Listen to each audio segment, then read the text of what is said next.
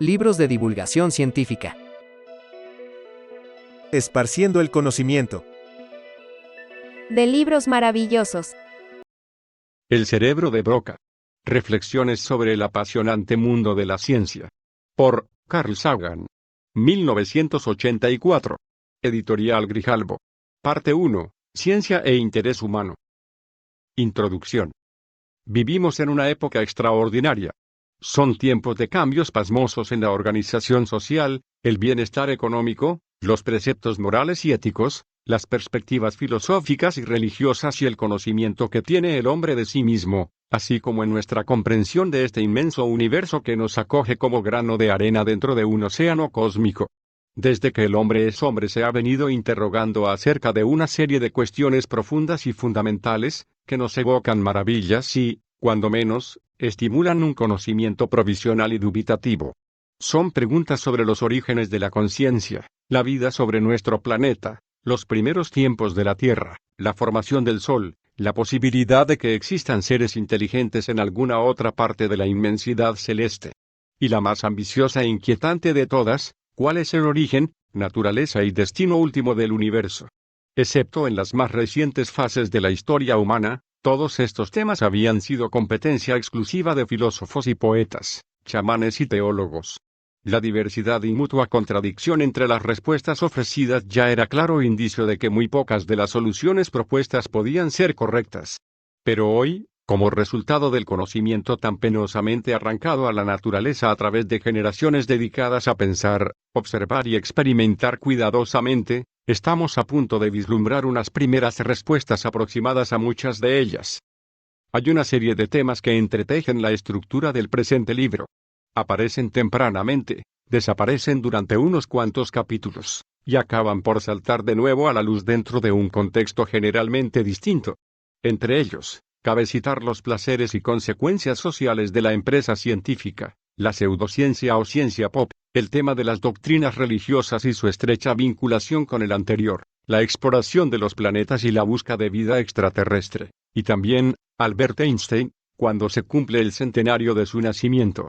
La mayor parte de los capítulos que componen el texto puede leerse independientemente, pero el orden expositivo de las ideas aportadas ha sido escogido con cierto cuidado. Como ya sucede en alguno de mis libros anteriores, no he vacilado en incluir consideraciones de orden social, político o histórico siempre que lo he creído necesario. La atención prestada a las pseudociencias puede parecer curiosa a ciertos lectores.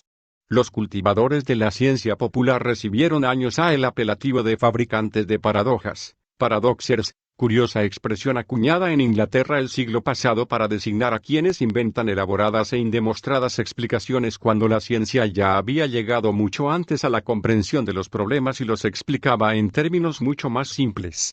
Hoy en día nos vemos invadidos por fabricantes de paradojas. La actitud usual del científico es ignorarlos a la espera de que acaben por desaparecer. Creo que sería útil, o como mínimo interesante, examinar con mayor atención las pretensiones y argumentos de alguno de estos fabricantes de paradojas y confrontarlos con los de otros sistemas de creencias tanto científicas como religiosas. Tanto las pseudociencias como la mayoría de las religiones están parcialmente motivadas por un interés en conocer la naturaleza del universo y nuestro papel en él, razón por la que merecen toda nuestra consideración y atención. Además, creo que muchas religiones pueden encerrar un intento serio de enfrentarse con profundos misterios de nuestras historias individuales, tal como se analiza en el último capítulo. Pero tanto la pseudociencia como la religión organizada encierran muchos engaños y peligros. Aunque los practicantes de tales doctrinas suelen desear que no existan críticas que precisen de una réplica por su parte, tanto en ciencia como en religión el único medio de separar las intuiciones más fructíferas de los más profundos sinsentidos es el recurso a un examen escéptico. Espero que las observaciones críticas que vierto en estas páginas sean reconocidas como un intento constructivo. Creo muy acertada la observación de que todas las ideas tienen idéntico mérito, bastante distinta de la catastrófica creencia de que ninguna idea tiene mérito alguno. Por tanto, este libro trata de la exploración del universo y de la de nuestro propio interior, es decir, tiene la ciencia como tema. Quizá parezca muy diversificada la panoplia de ternas, desde un cristal de sal a la estructura del cosmos, mitos y leyendas, nacimiento y muerte, robots y climatología, exploración de los planetas, naturaleza de la inteligencia o búsqueda de vida fuera de nuestro planeta. Pero, y así espero que se capte, todos estos temas se vinculan porque existen relaciones entre las diversas partes del cosmos, y también porque los seres humanos perciben el mundo a través de órganos sensitivos, cerebros o experiencias que quizá no reflejen las realidades externas con absoluta fidelidad. Todos y cada uno de los capítulos de El cerebro de Broca se han escrito para una audiencia sin distingos. Pocos son los casos en que he incluido ocasionalmente algún detalle técnico, por ejemplo, en Venus y el Dr. Velikovsky, Norman Bloom, Mensajero de Dios, Experimentos en el espacio y pasado y futuro de la astronomía norteamericana. No obstante, no hay necesidad alguna de comprender dichos detalles para poder captar el hilo argumental de la discusión. Algunas de las ideas que desarrollo en los capítulos 1 y 25 las presenté inicialmente ante la Asociación Psiquiátrica Americana en una conferencia en memoria de William Menninger, celebrada en Atlanta, Georgia, en mayo de 1978. El capítulo 16 está inspirado en un discurso de sobremesa de la reunión anual que celebra el Club Nacional del Espacio, Washington, después de Cristo, abril de 1977. El capítulo 18. En mi ponencia ante el simposio conmemorativo del primer vuelo de un cohete propulsado por combustible líquido, organizado por la institución Smithsoniana y celebrado en Washington, después de Cristo, en marzo de 1976.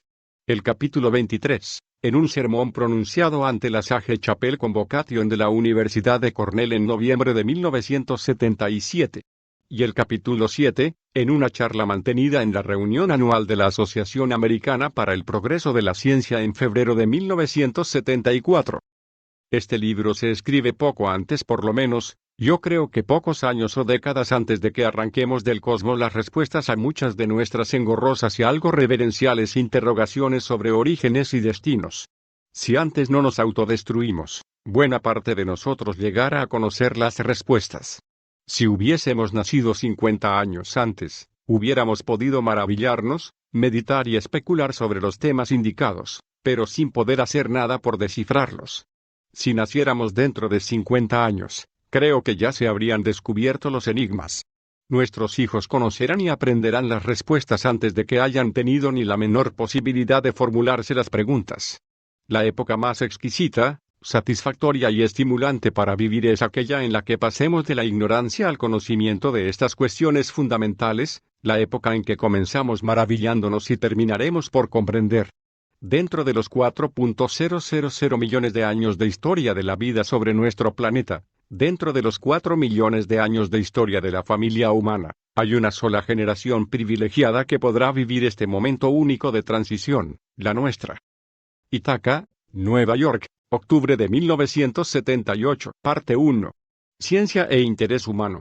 Capítulo 1. El cerebro de Broca. Ayer, solo eran monos. Dales tiempo.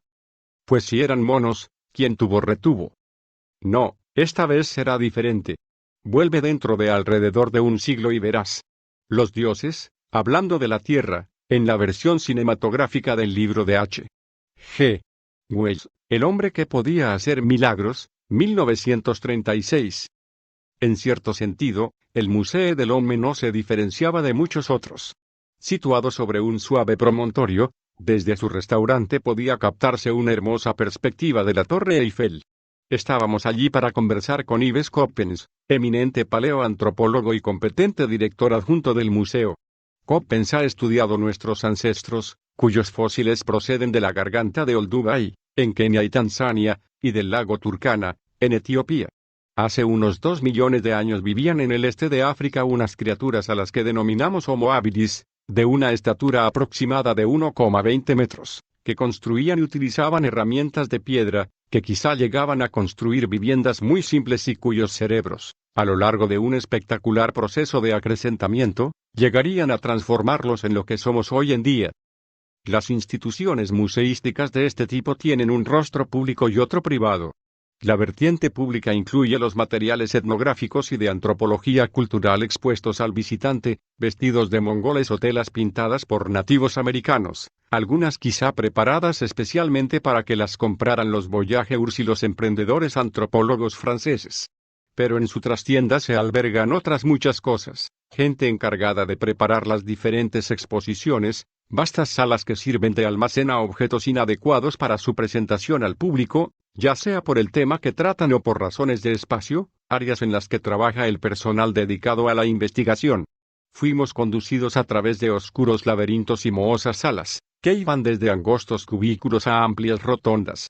En los pasillos se amontonaban materiales de investigación, una reconstrucción del suelo de una cueva paleolítica en la que se mostraba el lugar donde habían sido arrojados los huesos de antílope tras la comida del día, estatuillas priápicas de madera procedentes de la Melanesia, utensilios de comida delicadamente decorados, grotescas máscaras ceremoniales, azagallas de Oceanía, un mohoso cartel representando a una esteatopigia mujer de África, un lóbrego y húmedo almacén lleno hasta el techo de los más diversos instrumentos musicales, desde instrumentos de cuerda con calabazas como cajas de resonancia, flautas de pan hechas con caña, cajas de percusión con pieles de diversos animales y otras innumerables muestras de los indomables impulsos que siempre ha sentido el hombre hacia la creación musical.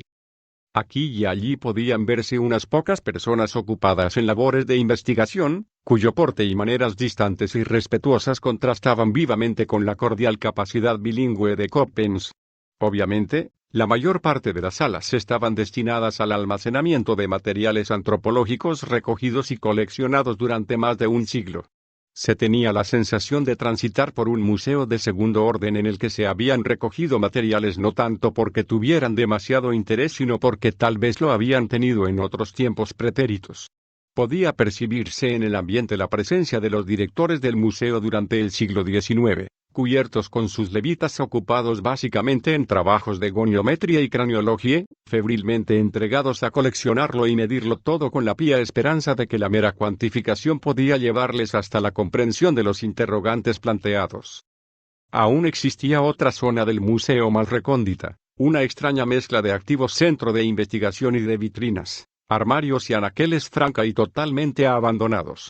Aquí, la reconstrucción de un esqueleto articulado de orangután. Allí, una amplia mesa cubierta de cráneos humanos pulcramente clasificados. Más allá, un cajón lleno de fémures apilados en la alacena del material del conserje de una escuela.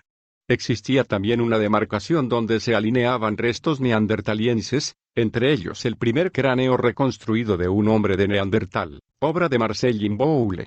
Tomé con todo cuidado la pieza entre mis manos. Daba la sensación de objeto ligero y delicado, las suturas eran perfectamente visibles. Quizás me hallaba ante la primera prueba empírica indiscutible de que en épocas lejanas existieron criaturas muy semejantes a nosotros, criaturas que se habían extinguido, y cuya desaparición venía a alzarse como inquietante sugerencia de que tal vez nuestra especie no sobrevivirá por los siglos de los siglos. También había allí una estantería donde se alineaban dientes de varios tipos de homínidos, entre los que se incluían los grandes molares trituradores del Australopithecus robustus, un contemporáneo del Homo habilis. En otro rincón, una colección de cajas con cráneos de Cro-Magnon se apilaban limpios y en perfecto orden como leña dispuesta para un hogar.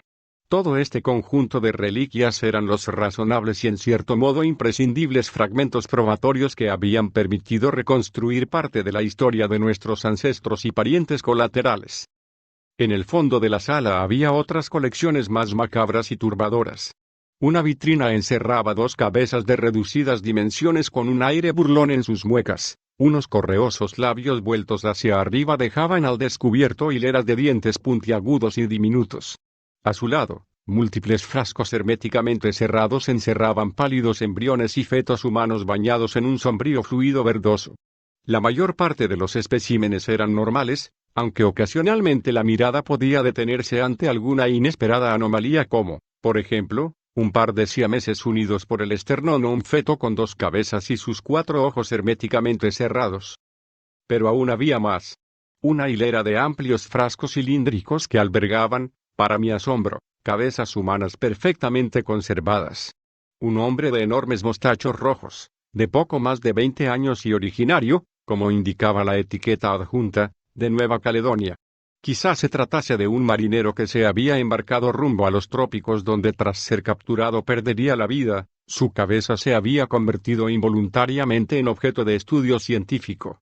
Más allá, 3 cabezas de niño en un mismo recipiente, quizá como simple medida de económica. Hombres, mujeres y niños de ambos sexos y múltiples razas, cuyas cabezas habían llegado hasta Francia para, quizá tras un breve estudio inicial, consumirse en un rincón del Musée de l'Homme. Y yo me preguntaba ante tal espectáculo, ¿en qué condiciones debió producirse el embarque de las cajas cargadas con cabezas en conserva? ¿Acaso los oficiales de los buques especularon a la hora del café acerca del contenido de la carga almacenada en las bodegas? Tal vez les traía sin cuidado el asunto ya que las cabezas no eran casi nunca de blancos europeos como ellos. ¿Acaso bromeaban en torno a la carga para demostrar un cierto distanciamiento emocional, mientras que en privado no dejaban de sentir un cierto remordimiento ante los horrores que transportaban?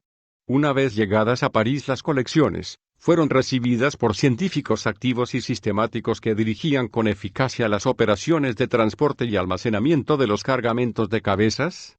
Estaban impacientes por desprecintar los frascos y proceder a la medición de los cráneos humanos con sus calibradores.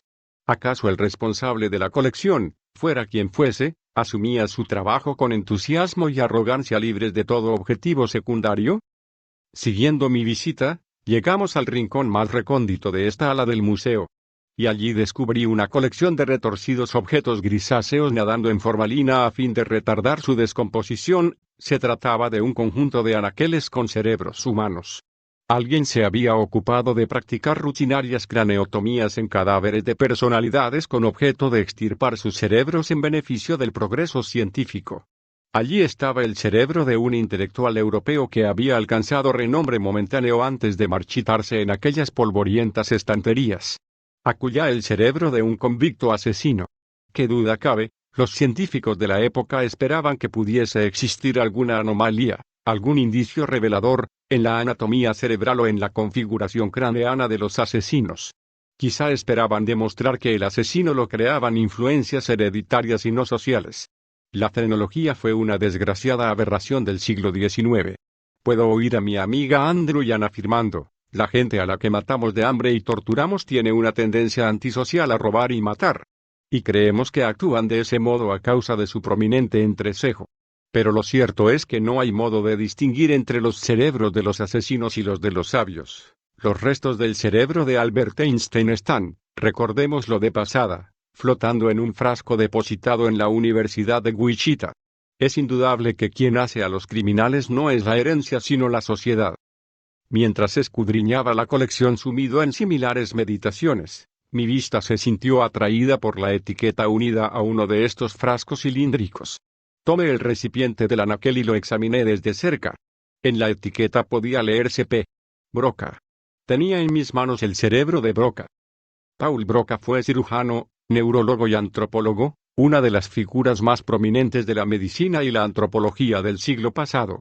Realizó importantes trabajos en el estudio de la patología cancerosa y en el tratamiento de los aneurismas, así como una contribución esencial a la comprensión de los orígenes de la afasia, nombre con que se designa todo menoscabo de la habilidad para articular ideas. Broca fue un hombre brillante y apasionado, con una ferviente dedicación al tratamiento médico de las capas sociales más míseras. Al amparo de la noche y con riesgo de su propia vida, consiguió en cierta ocasión sacar clandestinamente de París en una carreta tirada por caballos 73 millones de francos dentro de unas maletas escondidas bajo montones de patatas. Se trataba de dinero de los fondos de la asistencia pública que, según su opinión, corrían peligro de inminente pillaje. Fue el fundador de la moderna cirugía cerebral. Asimismo, se dedicó al estudio del problema de la mortalidad infantil. Hacia el final de su vida fue nombrado senador. Como ha indicado uno de sus biógrafos, amaba por encima de todo el sosiego y la tolerancia. En 1848 fundó una sociedad de librepensadores. Fue uno de los pocos científicos franceses de su época que mostraron adhesión a la tesis darwiniana de la evolución a través de la selección natural entre las especies. T. H. Huxley, el perro guardián de Darwin, señalaría que la simple mención del nombre de Broca llenaba su espíritu de un sentimiento de gratitud, y se atribuye a Broca la afirmación de que prefiero ser un mono transformado que un hijo degenerado de Adán. Por tales ideas y otros puntos de vista similares fue denunciado por materialismo y por corruptor de la juventud, como lo fuera siglos antes Sócrates. Sin embargo, recibió la nominación de senador. Muchos años antes Broca había tenido enormes dificultades para crear en Francia una asociación dedicada al estudio de la antropología. El ministro de Instrucción Pública y el prefecto de policía albergaban la creencia de que la antropología podía ser, como todo intento encaminado a profundizar en el conocimiento de los seres humanos, innatamente subversiva para los intereses del Estado. Cuando por fin y a regañadientes Broca obtuvo autorización para hablar con 18 colegas de su campo común de intereses científicos, el prefecto de policía le recordó que le haría personalmente responsable de todo cuanto pudiera decirse en tales reuniones contra la sociedad, la religión o el gobierno. A pesar de todo, el estudio de los seres humanos se consideraba tan peligroso en aquellos tiempos que la policía envió a todas las reuniones un espía con amenaza explícita de que la autorización para celebrar tales reuniones sería revocada de inmediato si el delegado gubernativo se escandalizaba o consideraba delictiva cualquier afirmación vertida en ellas. Tales fueron las circunstancias bajo las que celebraba su primera reunión la Sociedad de Antropología de París el 19 de mayo de 1859, el mismo año en que se publicó la primera edición de El origen de las especies. En reuniones sucesivas iba a discutirse sobre una amplia gama de temas: arqueología, mitología, fisiología, anatomía, medicina, psicología, lingüística e historia, y fácil es imaginar al espía gubernativo dormitando en un rincón de la sala durante la mayor parte de las sesiones. Según explica Broca, en cierta ocasión el espía sintió ganas de dar un pequeño paseo y preguntó si podía abandonar la sala con la garantía de que en su ausencia no iba a tratarse ningún asunto lesivo para el Estado. No, amigo mío, le respondió Broca, usted no puede irse a dar ninguna vuelta. Siéntese y justifique su sueldo. Pero no solo era la policía la que mostraba en Francia por aquel entonces oposición al desarrollo de la antropología, sino también el clero, y en 1876 el Partido Católico Romano organizó una gran campaña contra las enseñanzas del Instituto de Antropología de París fundado por Broca. Paul Broca falleció en 1880, quizá a causa de un tipo de aneurisma muy similar al que tan brillantemente había estudiado. Cuando le sorprendió la muerte estaba trabajando en un minucioso estudio de la anatomía cerebral. Broca fundó las primeras sociedades profesionales, escuelas de investigación y revistas científicas de la antropología francesa moderna. Los especímenes de su laboratorio personal fueron incorporados al que durante años recibiría el nombre de Musée Broca. Posteriormente pasarían a integrarse en el más amplio Musée de l'Homme. Fue el propio Broca, cuyo cerebro tenía yo ahora en mis manos, quien creó la macabra colección que había estado contemplando. Habían sido objeto de su estudio embriones y monos, gentes de todas las razas, midiéndolo todo enloquecidamente en un supremo esfuerzo por comprender la naturaleza profunda del ser humano. Y a pesar del aspecto presente de la colección y de mis recelos, no fue, al menos de acuerdo con los patrones de su tiempo, más patriotero o más racista que otros, y ciertamente no ofreció un apoyo incondicional al racismo con sus teorías y menos aún con sus actos. El científico frío, poco cuidadoso y desapasionado no toma en consideración las consecuencias humanas que puedan derivarse de su trabajo. Broca siempre las tuvo muy en cuenta. En la Revue d'Anthropologie de 1880 se recoge una bibliografía exhaustiva de los escritos de Broca. Entre sus títulos, que tuve ocasión de hojear algún tiempo después, puede rastrearse el origen de la colección que acababa de contemplar. Sobre el cráneo y el cerebro del asesino Lamaire, presentación del cerebro de un gorila macho adulto, sobre el cerebro del asesino Prevost, sobre la supuesta heredabilidad de características accidentales, la inteligencia de los animales y el dominio de los humanos, el orden de los primates, paralelos anatómicos entre hombres y monos, el origen del arte de obtener fuego, sobre monstruos dobles, discusión en torno a los microcéfalos, trepanaciones prehistóricas, sobre 2 casos de desarrollo de un dedo supernumerario en la edad adulta, las cabezas de 2 nueva-caledonianos y sobre el cráneo de Dante Alighieri. Desconozco el lugar donde pueda hallarse actualmente el cráneo del autor de la Commedia, pero la colección de cerebros, cráneos y cabezas que me rodeaban constituye sin duda alguna los primeros pasos del trabajo de investigación realizado por Paul Broca. Broca fue un extraordinario anatomista cerebral y efectuó importantes investigaciones sobre la región límbica, conocida inicialmente con el nombre de rinencéfalo, el cerebro olfativo, zona que como sabemos hoy en día se halla estrechamente vinculada a las emociones humanas. Pero quizás su trabajo más celebrado en nuestros días sea el descubrimiento de una pequeña región ubicada en la tercera circunvolución del lóbulo frontal izquierdo de la corteza cerebral, la que en honor de su descubridor denominamos hoy área de Broca. Tomando como punto de partida un escaso número de pruebas experimentales, Broca puso al descubierto que dicha zona del cerebro controla la emisión articulada del lenguaje y se erige como la sede fundamental de tan característica actividad humana. El área de Broca fue uno de los primeros descubrimientos que puso de manifiesto la separación de funciones existentes entre ambos hemisferios cerebrales. Y algo aún más importante, fue una de las primeras pruebas sólidas de la existencia de funciones cerebrales específicas localizadas en zonas muy precisas del cerebro, de que existe una conexión entre la anatomía cerebral y sus diferentes actividades concretas, actividades que a veces suelen calificarse como mentales. Ralph Holloway es un investigador de la Universidad de Columbia dedicado al estudio de la antropología física cuyo laboratorio imagino que puede guardar ciertas similitudes con el de Broca. Holloway ha construido con goma de látex unos moldes de cavidades craneales de seres humanos y otros afines, pasados y presentes, con objeto de intentar reconstruir, a partir de las huellas superficiales dejadas por la superficie interna del cráneo, la evolución histórica del cerebro. Holloway sostiene que para poder hablar de criatura humana es imprescindible la presencia en su cerebro de un área de Broca, ofreciéndonos pruebas de la aparición de un primer esbozo de la misma en el cerebro del Homo habilis unos 2 millones de años atrás, justo en el momento en que aparecen las primeras construcciones y herramientas humanas. En este punto concreto, la perspectiva frenológica no carece de sentido. Parece sumamente verosímil que el pensamiento y el trabajo humanos tuvieran un desarrollo paralelo al de la palabra articulada, de manera que el área de Broca puede considerarse como una de las sedes fundamentales de nuestra humanidad en la medida en que, sin la menor duda, nos permite delinear la relación que nos vincula con nuestros antepasados en su progresión hasta alcanzarla. Y ahí estaba, flotando ante mis ojos, nadando a trozos en un mar de formalina, el cerebro de Broca. Podía observar la región límbica que Broca había estudiado en otros, las circunvoluciones del neocórtex, incluso el lóbulo frontal izquierdo de color gris blancuzco donde tiene su asiento el área que toma su nombre del de su descubridor, pudriéndose inadvertidamente en un triste rincón de la colección que iniciara el propio Broca.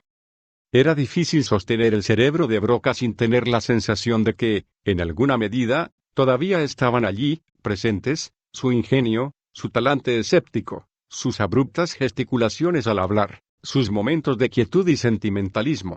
¿Acaso se hallaba preservada ante mí, en la configuración neuronal, una recolección de los triunfales momentos en que defendía ante una asamblea conjunta de facultades de medicina, y ante su padre, henchido de orgullo, su teoría sobre los orígenes de la afasia? ¿O tal vez una comida en compañía de su amigo Víctor Hugo? Quizás un paseo a la luz de la luna en un atardecer otoñal a lo largo del Quai Voltaire y el Font Royal en compañía de su esposa. ¿A dónde vamos a parar después de morir? ¿Acaso Paul Broca estaba todavía ahí, en un frasco lleno de formalina? Tal vez hubiese desaparecido todo rastro de memoria, aunque las investigaciones contemporáneas sobre la actividad cerebral proporcionan pruebas convincentes de que un cierto tipo de memoria queda redundantemente almacenada en numerosos y diferentes lugares de nuestro cerebro. Cuando en un futuro se produzcan avances substanciales en el terreno de la neurofisiología, podremos, tal vez, reconstruir las memorias o intuiciones de alguien fallecido tiempo a. Por lo demás, ¿parece deseable tal perspectiva? Equivaldría a la pérdida del último bastión de nuestra privacidad, aunque también cabe tener en cuenta que equivaldría a un cierto tipo de inmortalidad efectiva pues, y especialmente para hombres de la talla de Broca, es indudable que la mente constituye algo así como la esencia de su entidad física y psíquica. Dado el carácter de los materiales acumulados en esta recóndita y olvidada sala del Museo de un Hombre me sentí de inmediato inclinado a atribuir a los creadores de la colección por entonces desconocía aún que hubiese sido Broca, un manifiesto e innegable sexismo, racismo y patrioterismo, una profunda resistencia ante la idea de una estrecha interrelación entre los seres humanos y los demás primates. Y en parte eso era indudable. Broca fue un humanista del siglo XIX, si bien no había conseguido desprenderse de los prejuicios y enfermedades sociales que agostaban a la humanidad de su tiempo. Broca creía en la superioridad de los hombres frente a las mujeres y en la de los blancos frente a las demás razas. En tal contexto, incluso su conclusión de que los cerebros alemanes no eran significativamente diferentes de los franceses no era más que una refutación de la defensa por parte de los teutónicos de su superioridad frente a los galos. Con todo, el científico francés sostuvo la existencia de profundas vinculaciones entre la fisiología cerebral de gorilas y hombres. Broca, fundador de una sociedad de librepensadores en su juventud, creía en la necesidad e importancia de una investigación libre de trabas y dedicó buena parte de su vida a la consecución de tal objetivo. El fracaso de tales ideales pone de manifiesto que, incluso para alguien como Broca que no escatimó esfuerzos en favor de la libertad de investigación, era en realidad muy sencillo apartarse de los mismos a causa de un fanatismo e intolerancia endémicos. La sociedad puede llegar a corromper al mejor de los hombres. Considero injusto criticar a alguien por no haber compartido las ideas progresistas que están gestándose en su tiempo, aunque no por ello deja de ser tremendamente desalentador que los prejuicios retrógrados lleguen a tener tan tremenda fuerza persuasiva. Este tema plantea enojosas incertidumbres acerca de qué ideas vistas en nuestra época como verdades convencionales genéricamente aceptadas llegaran a considerarlas fanatismo gratuito nuestros inmediatos sucesores. Creo, pues, que el mejor modo de pagar a Paul Broca la deuda que tan involuntariamente nos legó con su ejemplo consiste en discutir profunda y seriamente nuestras creencias más profundamente arraigadas.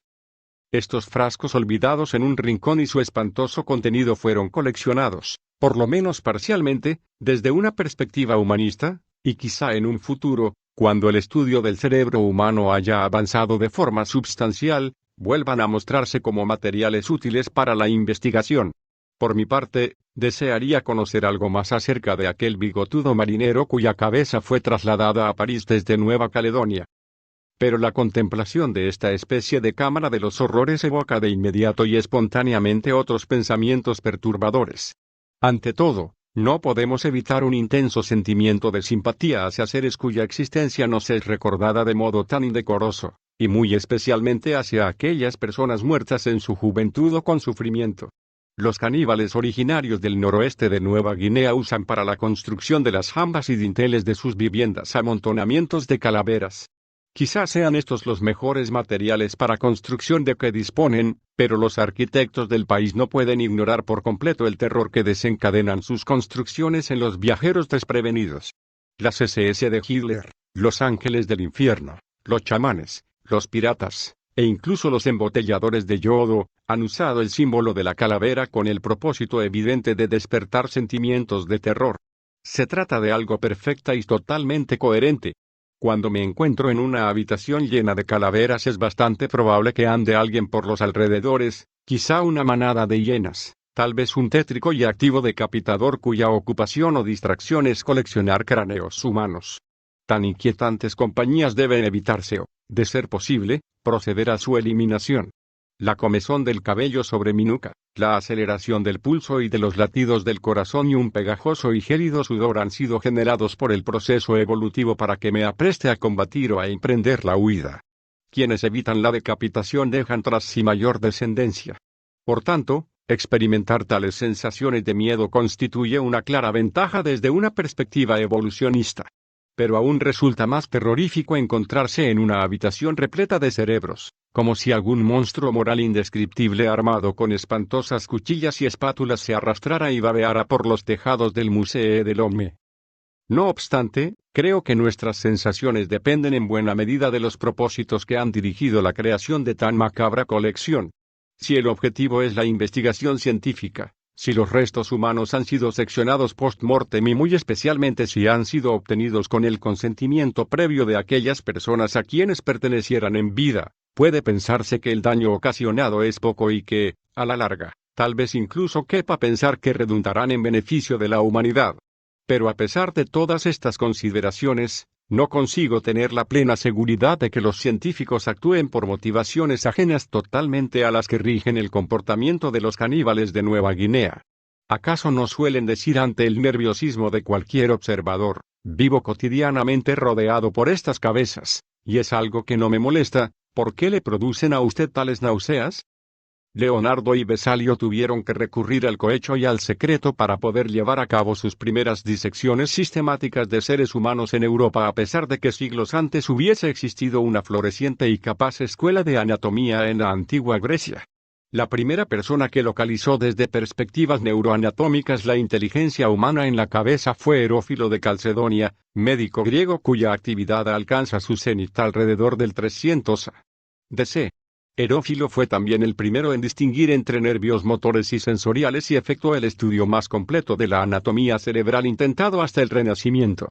Indudablemente, no faltaron objetores a sus repugnantes predilecciones experimentales. Existe un oculto temor, que se hace explícito en la famosa leyenda de Fausto, a conocer ciertas cosas, que determinados interrogantes son demasiado peligrosos para que puedan desvelarlos los seres humanos. Hay un claro ejemplo en nuestros días, el desarrollo del armamento nuclear, ya que si nos falta prudencia y suerte puede constituir un claro ejemplo de los peligros apuntados. Pero en el caso de los experimentos sobre el cerebro, nuestros temores son bastante menos intelectuales. Se trata de experimentos que hincan sus raíces en lo más profundo de nuestro pasado evolutivo, evocan imágenes de jabalíes y salteadores de caminos que aterrorizaban a viajeros y poblaciones rurales en la antigua Grecia ante el peligro más que probable de mutilaciones procrústeas u otras crueldades, hasta que algún héroe, fuese Teseo o Hércules, les despachara sin mayor esfuerzo. Los mencionados temores han desempeñado en épocas pretéritas una función adaptativa y francamente útil. Sin embargo, creo que en nuestros días constituyen un bagaje básicamente emocional. Como científico que ha escrito sobre el cerebro humano, me interesó detectar mientras contemplaba la colección reunida por Broca tal tipo de sentimientos ocultos en mi interior. Y tales temores son indudablemente valiosos. Toda investigación trae consigo algún elemento de riesgo. No existe garantía alguna de que el universo llegue a ajustarse a nuestras predisposiciones. Sin embargo, no veo otra forma de ocuparnos de él, tanto del universo inmediato como del exterior a nosotros, que sometiéndolo a estudio. El mejor medio que tiene la humanidad para evitar todo tipo de abusos es adquirir una educación científica que le permita comprender las derivaciones que trae consigo todo programa de investigación. Como contrapartida a la libertad de investigación, los científicos tienen la obligación de explicar a la opinión pública la naturaleza de su trabajo. Si se considera a la ciencia como un sacerdocio cerrado, demasiado difícil y arcano para ser comprendido por el hombre de la calle, los peligros de abuso son enormes. La ciencia es un tema de interés general y nos afecta a todos sin exclusión. Al discutir de forma regular y con competencia sus objetivos y consecuencias sociales en escuelas, prensa y conversaciones de sobremesa habremos mejorado en gran medida nuestras perspectivas de comprensión del mundo, así como las de su perfeccionamiento y el nuestro. Se trata de una idea que, a veces fantaseo, muy bien creo pudiese seguir impresa en el cerebro de Broca mientras indolentemente navega en el seno de un mar de formalina. Capítulo 2. ¿Podemos conocer el universo? Reflexiones sobre un grano de sal. Nada tan rico como el inagotable caudal de la naturaleza. Tan solo nos muestra superficies, pero su profundidad es de 1.000.000 de brazas. Ralph Waldo Emerson. La ciencia es mucho más una determinada manera de pensar que un cuerpo de conocimientos. Su objetivo es descubrir cómo funciona el mundo, detectar las regularidades que puedan existir, captar las vinculaciones que se dan entre las cosas desde las partículas elementales, que pueden ser los constituyentes últimos de toda materia, para organismos vivos, la comunidad social de los seres humanos y, como no, el cosmos contemplado en su globalidad. Nuestra intuición no es ni por asomo una pauta infalible.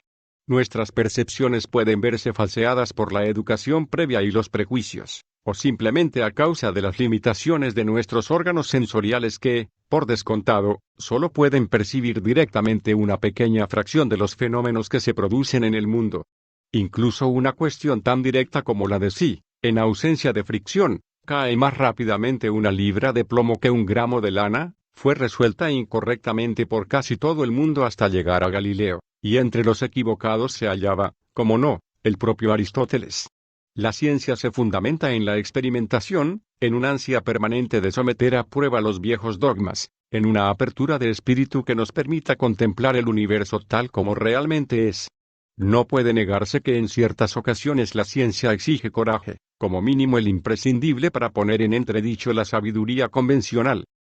El principal rasgo definitorio de la ciencia es pensar de verdad toda cosa, el tamaño de las nubes y las formas que adoptan, incluso en su estructura más profunda, en cualquier parte del cielo para una altitud dada, la formación de una gota de rocío sobre una hoja, el origen de un nombre o una palabra, la razón de una determinada costumbre social humana, como por ejemplo el tabú del incesto. ¿Por qué una lente sobre la que incida la luz solar puede quemar un papel? ¿Qué razón nos hace ver un bastón de paseo como una pequeña ramita? ¿Por qué parece seguirnos la luna cuando paseamos? ¿Qué nos impide perforar la Tierra con un agujero que llegue hasta el centro del planeta? ¿Qué sentido tiene el término abajo en una Tierra esférica? ¿De qué modo el cuerpo puede convertir la comida de ayer en el músculo y el nervio de hoy? ¿Dónde están los límites del universo?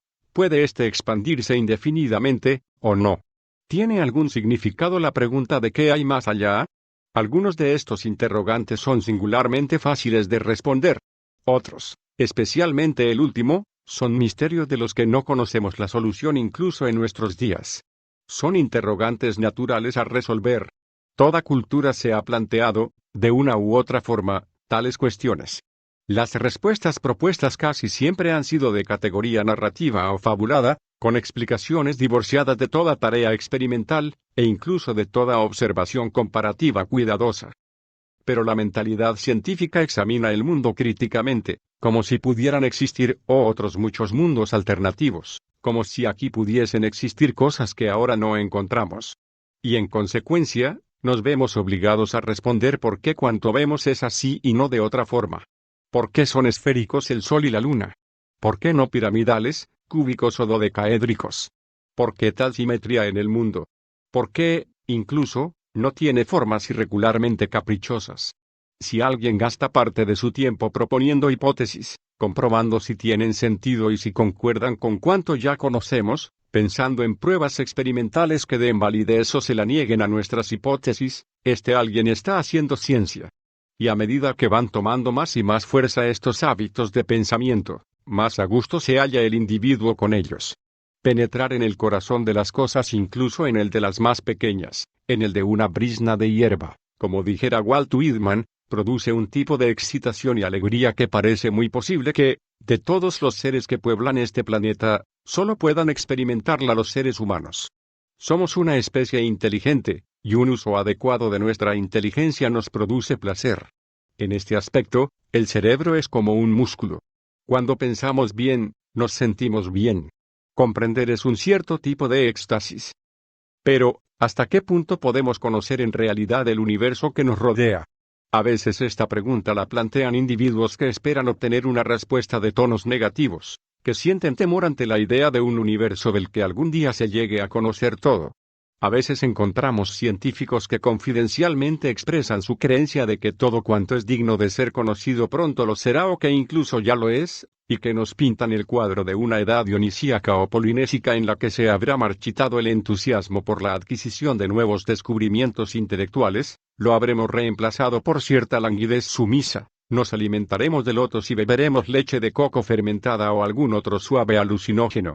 Además de calumniar a los polinesios, que fueron intrépidos exploradores, y cuyo breve descanso en el paraíso está lastimosamente llegando hoy a su fin, y a los estímulos para el descubrimiento intelectual que proporcionan ciertos alucinógenos, este punto de vista se nos muestra como obviamente erróneo. Planteemos de momento una pregunta mucho más modesta.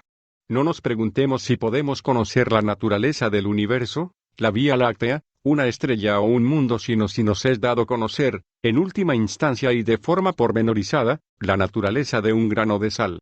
Consideremos un microgramo de sal de mesa, una partícula apenas lo suficientemente grande como para que alguien con una vista muy aguda pueda detectarlo sin la ayuda de un microscopio. En este grano de sal hay alrededor de 1,16 millones de átomos de cloro y sodio, es decir, 10.000 millones de átomos. Si deseamos conocer la estructura de este grano de sal, necesitamos determinar como mínimo las coordenadas tridimensionales de cada uno de sus átomos. De hecho, precisamos conocer muchas más cosas, como por ejemplo la naturaleza de las fuerzas con que se interaccionan los átomos, pero para el caso nos contentaremos con cálculos de gran modestia. Pues bien, ¿La cifra indicada es mayor o menor que el número de cosas que puede llegar a conocer el cerebro humano? ¿Cuál es el límite de informaciones que puede albergar el cerebro? En nuestro cerebro quizá haya un total de 1 más 11 neuronas, los circuitos elementales y conexiones responsables de las actividades química y eléctrica que hacen funcionar nuestras mentes. Una neurona típica tiene como mucho 1 millar de pequeñas terminaciones, las dendritas, que establecen su conexión con las contiguas. Sí, como parece ser, a cada una de tales conexiones le corresponde el almacenamiento de un bit de información. El número total de cosas cognoscibles por el cerebro humano no excede de 1 más 14, es decir, la cifra de los 100 billones. En otros términos, algo así como el 1% del número de átomos que contiene una pequeña partícula de sal. Desde tal punto de vista el universo se nos convierte en inabordable, asombrosamente inmune a todo intento humano de alcanzar su completo conocimiento. Si a este nivel no nos es dado comprender la exacta naturaleza de un grano de sal, mucho menos lo será determinar la del universo. Pero observemos con mayor atención nuestro microgramo de sal. La sal es un cristal que, a excepción de eventuales defectos que puedan presentarse en su estructura reticular, mantiene posiciones bien predeterminadas para cada uno de los átomos de sodio y de cloro que lo integran. Si pudiésemos contraernos hasta posibilitar nuestra incursión en tal mundo cristalino, podríamos ver, fila tras fila, una ordenada formación de átomos, una estructura regularmente alternante de átomos de sodio y cloro, con lo que tendríamos especificada por completo la capa de átomos sobre la que estuviésemos colocados y todas las demás situadas por encima y por debajo de ella. Un cristal de sal absolutamente puro tendría completamente especificada la posición de cada uno de sus átomos con unos 10 bits de información. Evidentemente, tal estado de cosas no abrumaría en lo más mínimo la capacidad de almacenar información propia del cerebro humano. Si el universo tiene un comportamiento regulado por leyes naturales con un orden de regularidad similar al que determina la estructura de un cristal de sal común, es obvia nuestra capacidad para abordar su conocimiento. Incluso en el supuesto de que existan muchas de tales leyes, de considerable complejidad cada una de ellas, los seres humanos gozan de la necesaria capacidad para comprenderlas todas. Y en el supuesto de que los conocimientos precisos sobrepasaran la capacidad de almacenamiento de información de nuestros cerebros, quedaría la posibilidad de almacenar información adicional fuera de nuestros propios cuerpos, por ejemplo, en libros o en memorias magnéticas de computadora, de modo que, en cierto sentido, seguiría siendo posible el conocimiento del universo. Los seres humanos se hallan enormemente motivados para emprender la búsqueda de regularidades, de leyes naturales, cosa por lo demás perfectamente comprensible. La búsqueda de leyes, el único camino posible para llegar a comprender un universo tan vasto y complejo, recibe el nombre de ciencia. El universo obliga a quienes lo pueblan a entenderlo.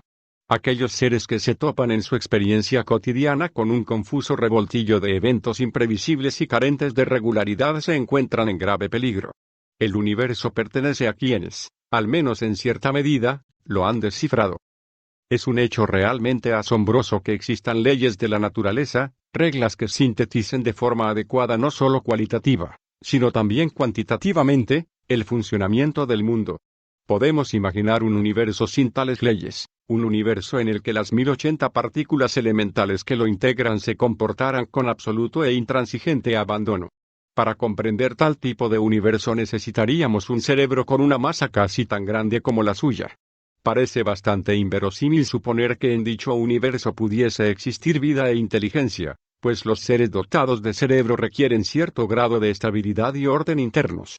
Pero incluso si en un universo mucho más aleatorio que el nuestro existieran seres con inteligencia muy superior a la nuestra, es indudable que no podrían alcanzar demasiado conocimiento ni experimentar excesiva pasión o alegría.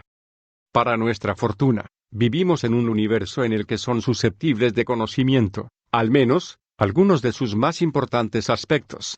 La experiencia acumulada por nuestro sentido común y la historia evolutiva de la humanidad nos han preparado para comprender algo del mecanismo cotidiano que mueve el mundo.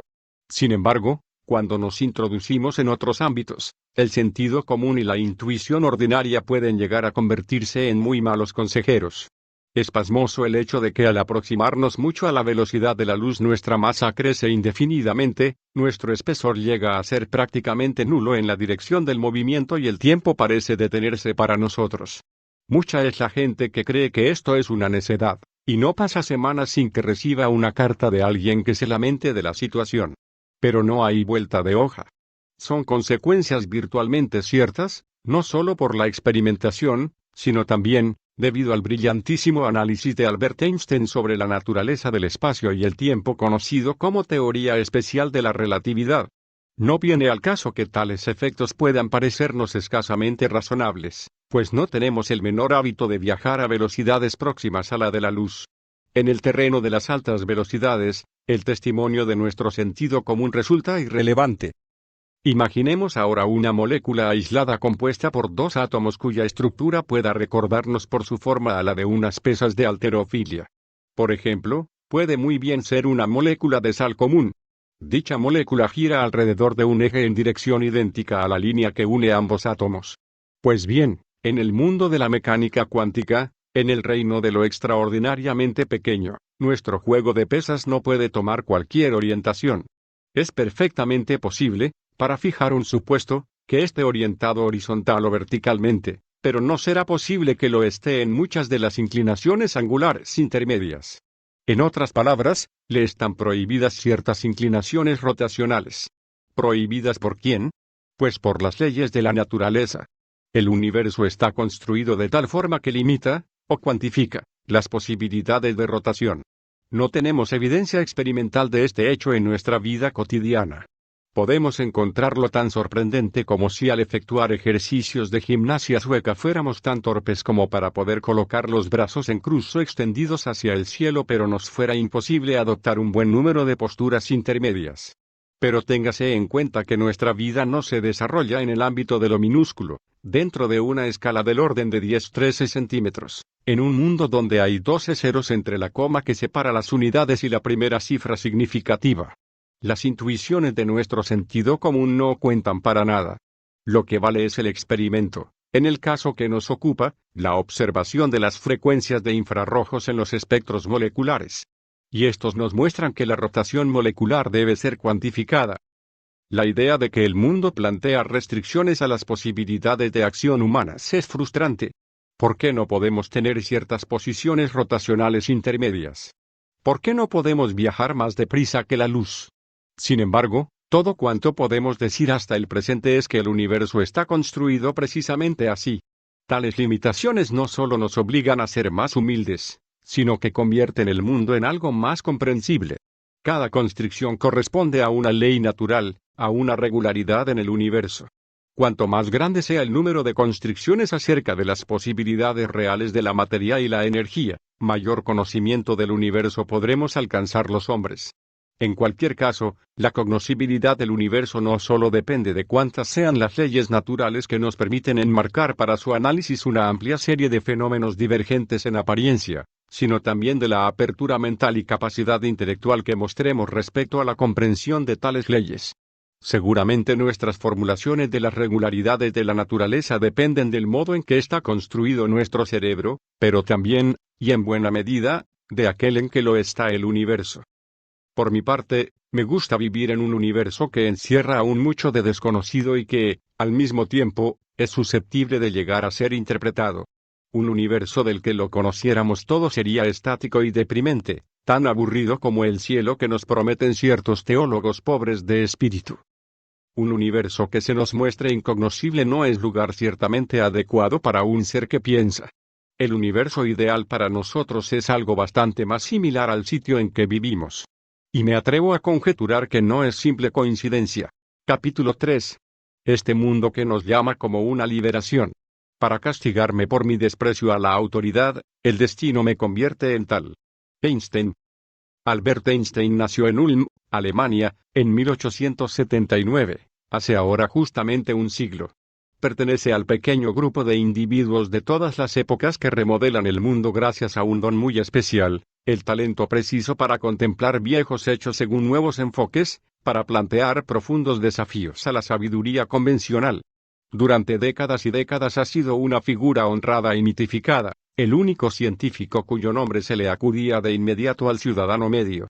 Einstein fue un hombre admirado y reverenciado a lo largo y ancho del mundo, en parte por sus contribuciones científicas, vagamente comprendidas por los profanos en la materia, en parte a causa de sus valientes tomas de postura en cuestiones sociales, y en parte a causa de su afable personalidad.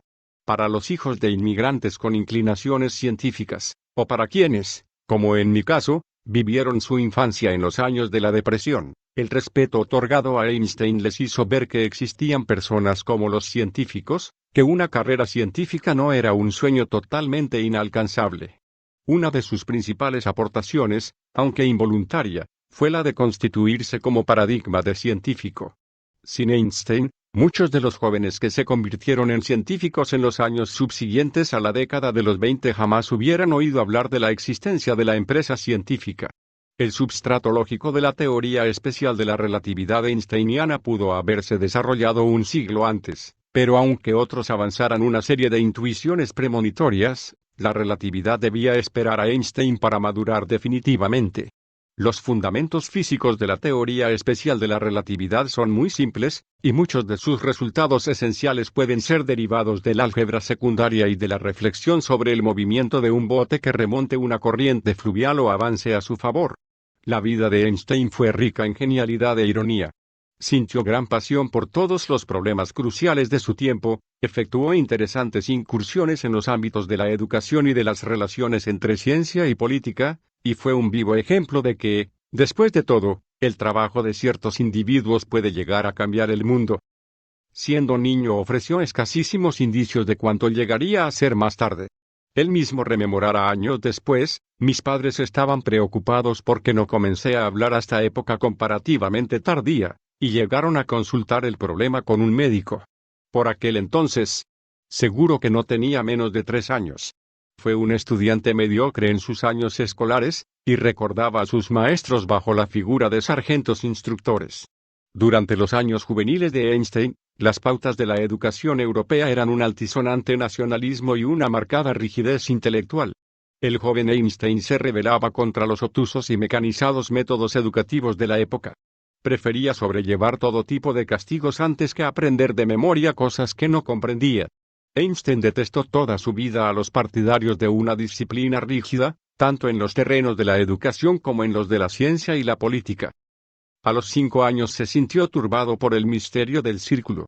Posteriormente escribirá: a los 12 años experimenté una segunda perplejidad, de naturaleza completamente distinta, al leer un pequeño texto de geometría euclídea plana. Había allí acertos, como por ejemplo el referente a la intersección en un punto de las 3 alturas de un triángulo, que a pesar de no ser ni con mucho evidentes, podían ser probados con tal grado de certidumbre que quedaba fuera de lugar toda duda sobre ellos. Esta lucidez y certidumbre me causaron una impresión indescriptible. Los programas escolares al uso solo conseguían provocar tediosas interrupciones a las meditaciones de este tipo. Einstein escribiría las siguientes palabras sobre su autoeducación: entre los 12 y 16 años me familiaricé con los rudimentos de la matemática al tiempo que con los principios básicos de los cálculos diferencial e integral. Tuve la inmensa fortuna de topar con libros no especialmente notables en cuanto a su rigor lógico, deficiencia que compensaban sobradamente al presentar los aspectos fundamentales del tema clara y sinópticamente. También tuve la suerte de empezar a conocer los resultados y métodos esenciales de las ciencias de la naturaleza en excelentes exposiciones popularizadoras que recogían casi exclusivamente los aspectos cualitativos. Un trabajo que leí con atención expectante. Los modernos divulgadores científicos pueden sentirse reconfortados por estas palabras de Einstein. Ninguno de sus profesores parece haberse percatado de su talento. En el Gymnasium de Múnich, el centro de enseñanza secundaria más destacado de la ciudad, un profesor le dijo en cierta ocasión: Einstein, usted nunca llegará a ninguna parte. A los 15 años las sugerencias de este tipo se hicieron tan fuertes y directas que decidió abandonar el instituto. Su profesor le indicaba que tan solo con su presencia dañaba el respeto que toda la clase le debía a su persona. Aceptó con gusto tales observaciones, abandonó el instituto y durante varios meses viajó sin meta ni fin concreto por el norte de Italia. Toda su vida mostró clara preferencia por los modales y la vestimenta sin ceremonias ni formalidades.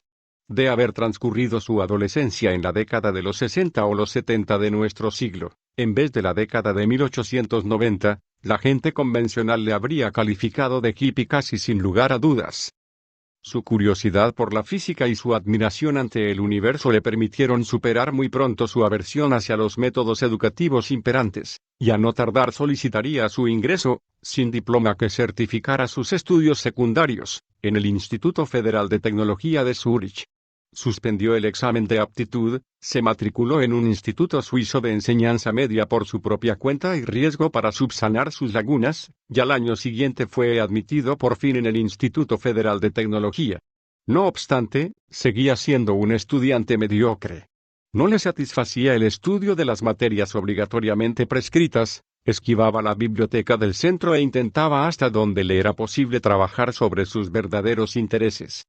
Más tarde escribiría: desde luego, el principal impedimento para seguir en tal línea era que debía atiborrar mi cabeza con todos estos tinglados y empollármelos para pasar los exámenes, me gustara o no. Consiguió su graduación solo gracias a la ayuda que le prestara su íntimo amigo Marcel Grossmann, quien asistía asiduamente a clase y compartía sus apuntes con Einstein. Con ocasión de la muerte de Grossmann, acaecida muchos años después, Einstein escribiría: recuerdo nuestros días de estudiantes.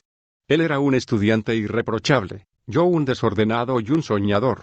Él, en excelentes relaciones con los profesores y comprendiéndolo todo, yo, un paria, descontento y escasamente apreciado. Al finalizar nuestros estudios, me había abandonado de repente por todo el mundo, desconcertado y perplejo ante el umbral de la vida.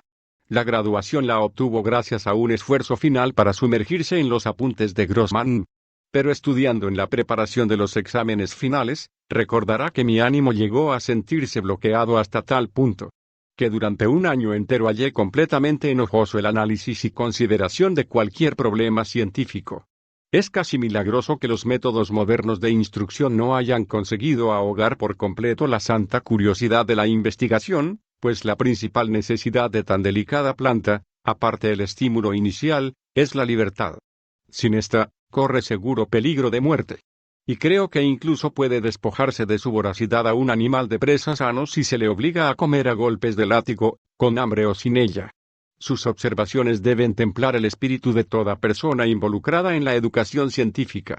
Me pregunto cuántos Einstein potenciales habrán llegado a sentirse irremediablemente descorazonados a causa de exámenes competitivos y del hastío generado por acumular méritos en su currículum a la fuerza.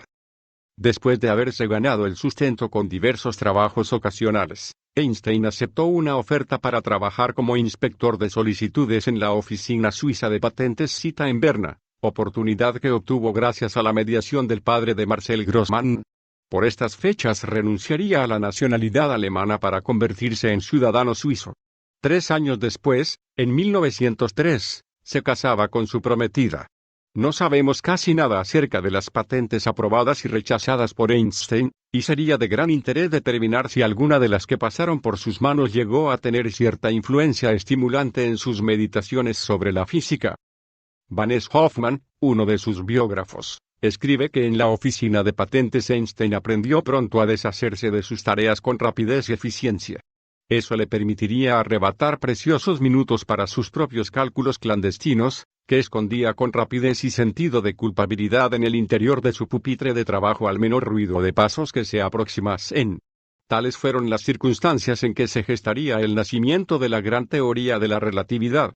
Posteriormente Einstein recordaría con nostalgia la oficina de patentes, este claustro secular en el que se incubaron mis más bellas ideas. En más de una ocasión Einstein sugeriría a sus colegas que el empleo de farero era una de las situaciones más francamente apetecibles para un científico, pues se trataba de un trabajo relativamente sencillo y capaz de proporcionar la tranquilidad y contemplación necesarias a todo espíritu para abordar la investigación científica. Como señalara su colaborador Leopold Intfield, para Einstein, la soledad, la vida de un faro, hubiera sido estimulante en grado sumo. Le hubiera liberado de buena parte de las obligaciones que odiaba. De hecho, hubiera sido para él la forma de vida ideal. Pero casi todos los científicos piensan justamente lo contrario. La maldición de mi vida ha sido verme apartado por largo tiempo de toda atmósfera científica, de no tener a nadie con quien hablar de física. Einstein también sostenía que era deshonesto ganar dinero enseñando física.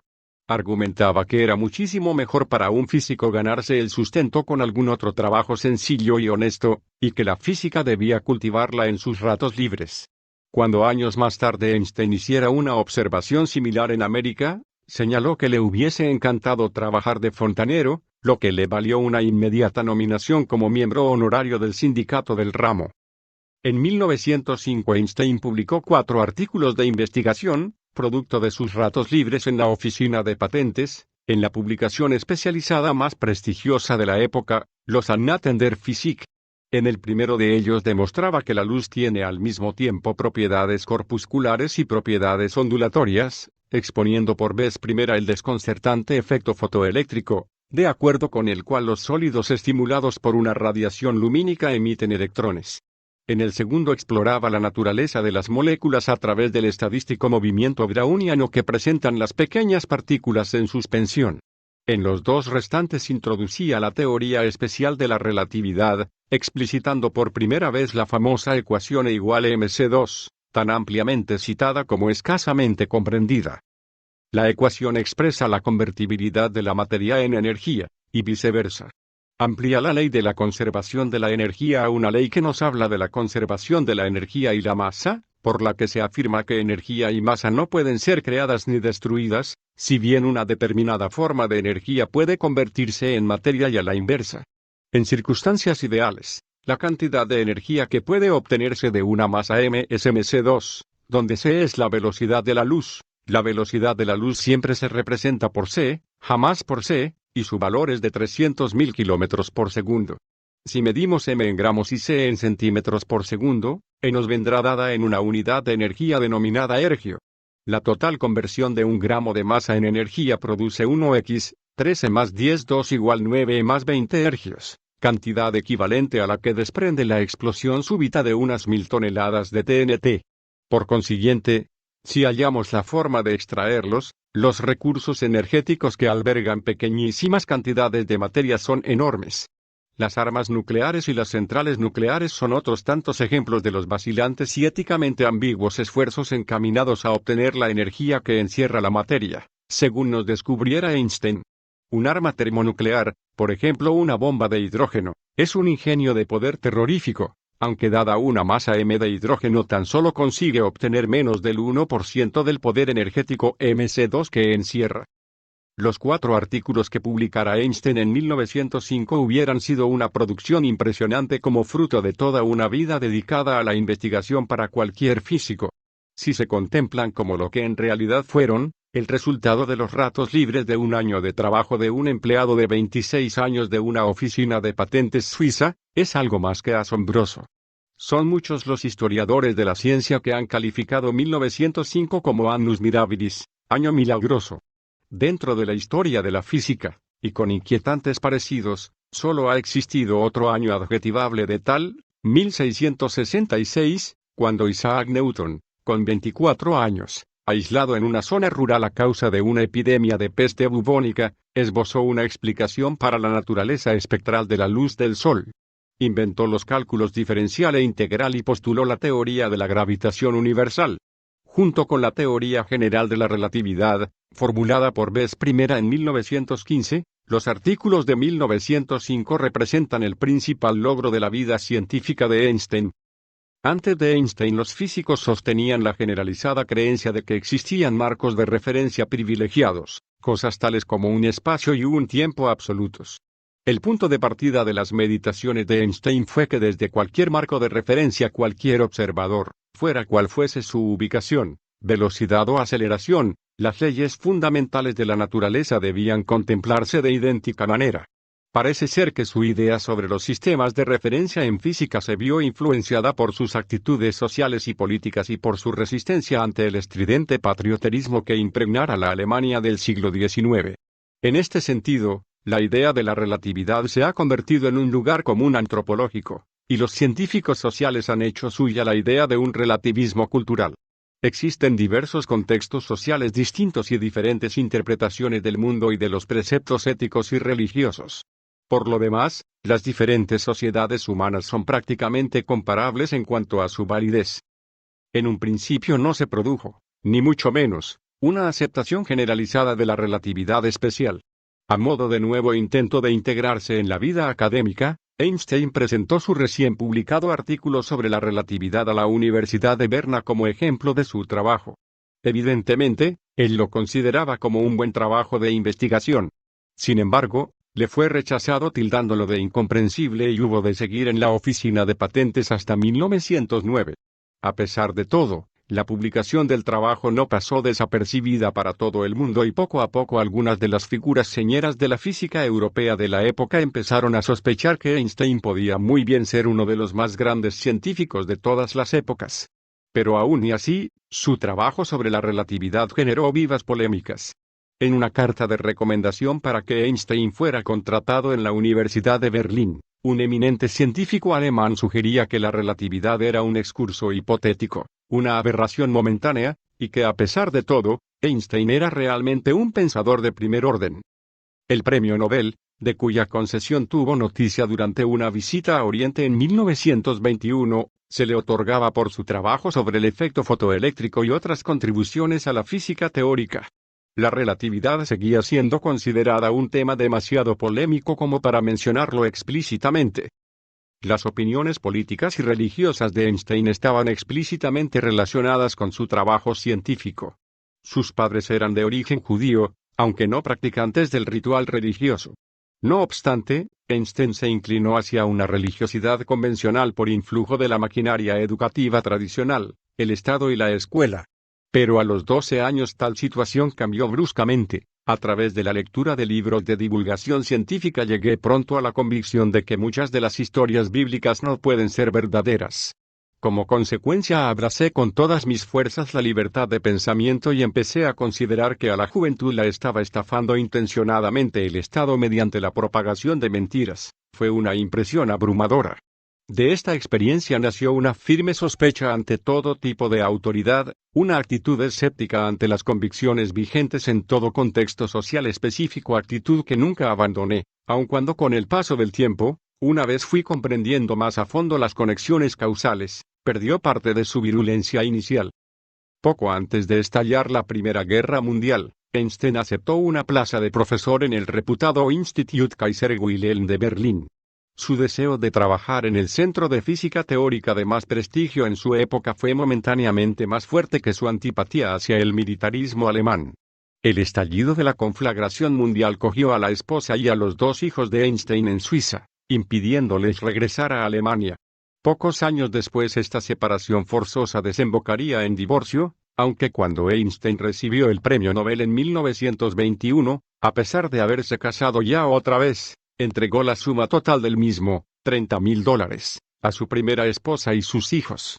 Con el tiempo su hijo mayor se convertiría en una prominente figura de la ingeniería civil, ocupando una cátedra en la Universidad de California, pero el segundo, que idolatraba a su padre, le acusaría años después, para angustia de Einstein, de haberle ignorado durante su juventud.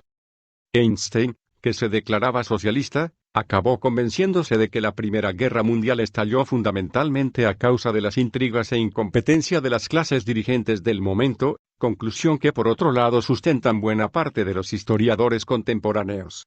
Einstein se tornó pacifista. Mientras otros científicos alemanes apoyaron con entusiasmo las empresas militares de su país, Einstein condenaba abierta y públicamente la guerra como delirio epidémico. Solo le salvó del encarcelamiento su ciudadanía suiza, suerte que no pudo compartir su amigo el filósofo inglés Bertrand Russell, condenado a prisión en estos mismos años por defender también una postura pacifista. Los puntos de vista de Einstein sobre la guerra no contribuyeron precisamente a aumentar su popularidad en Alemania. No obstante, y de forma indirecta, la guerra contribuyó a popularizar entre el gran público el nombre de Einstein.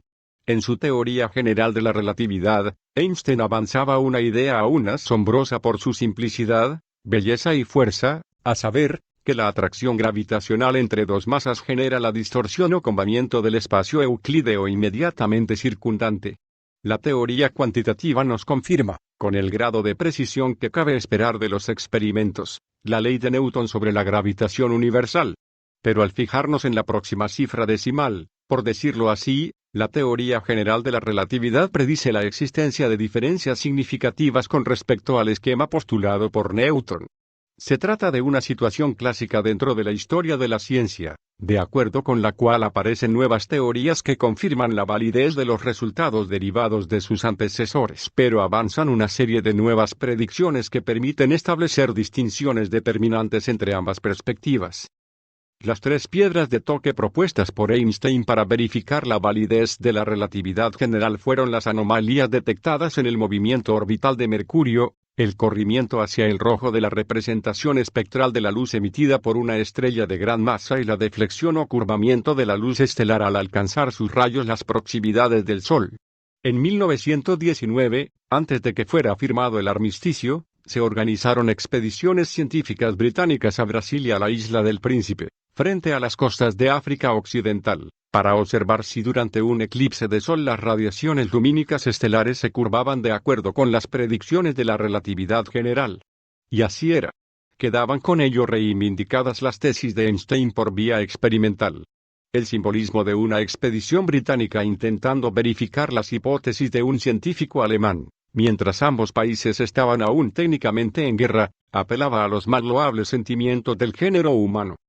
Sin embargo, al terminar la guerra comienza a desencadenarse en Alemania una activa campaña pública contra Einstein, financiada por intereses muy concretos. Tanto en Berlín como en otras ciudades se organizan grandes mítines con un claro trasfondo antisemítico para denunciar la teoría de la relatividad.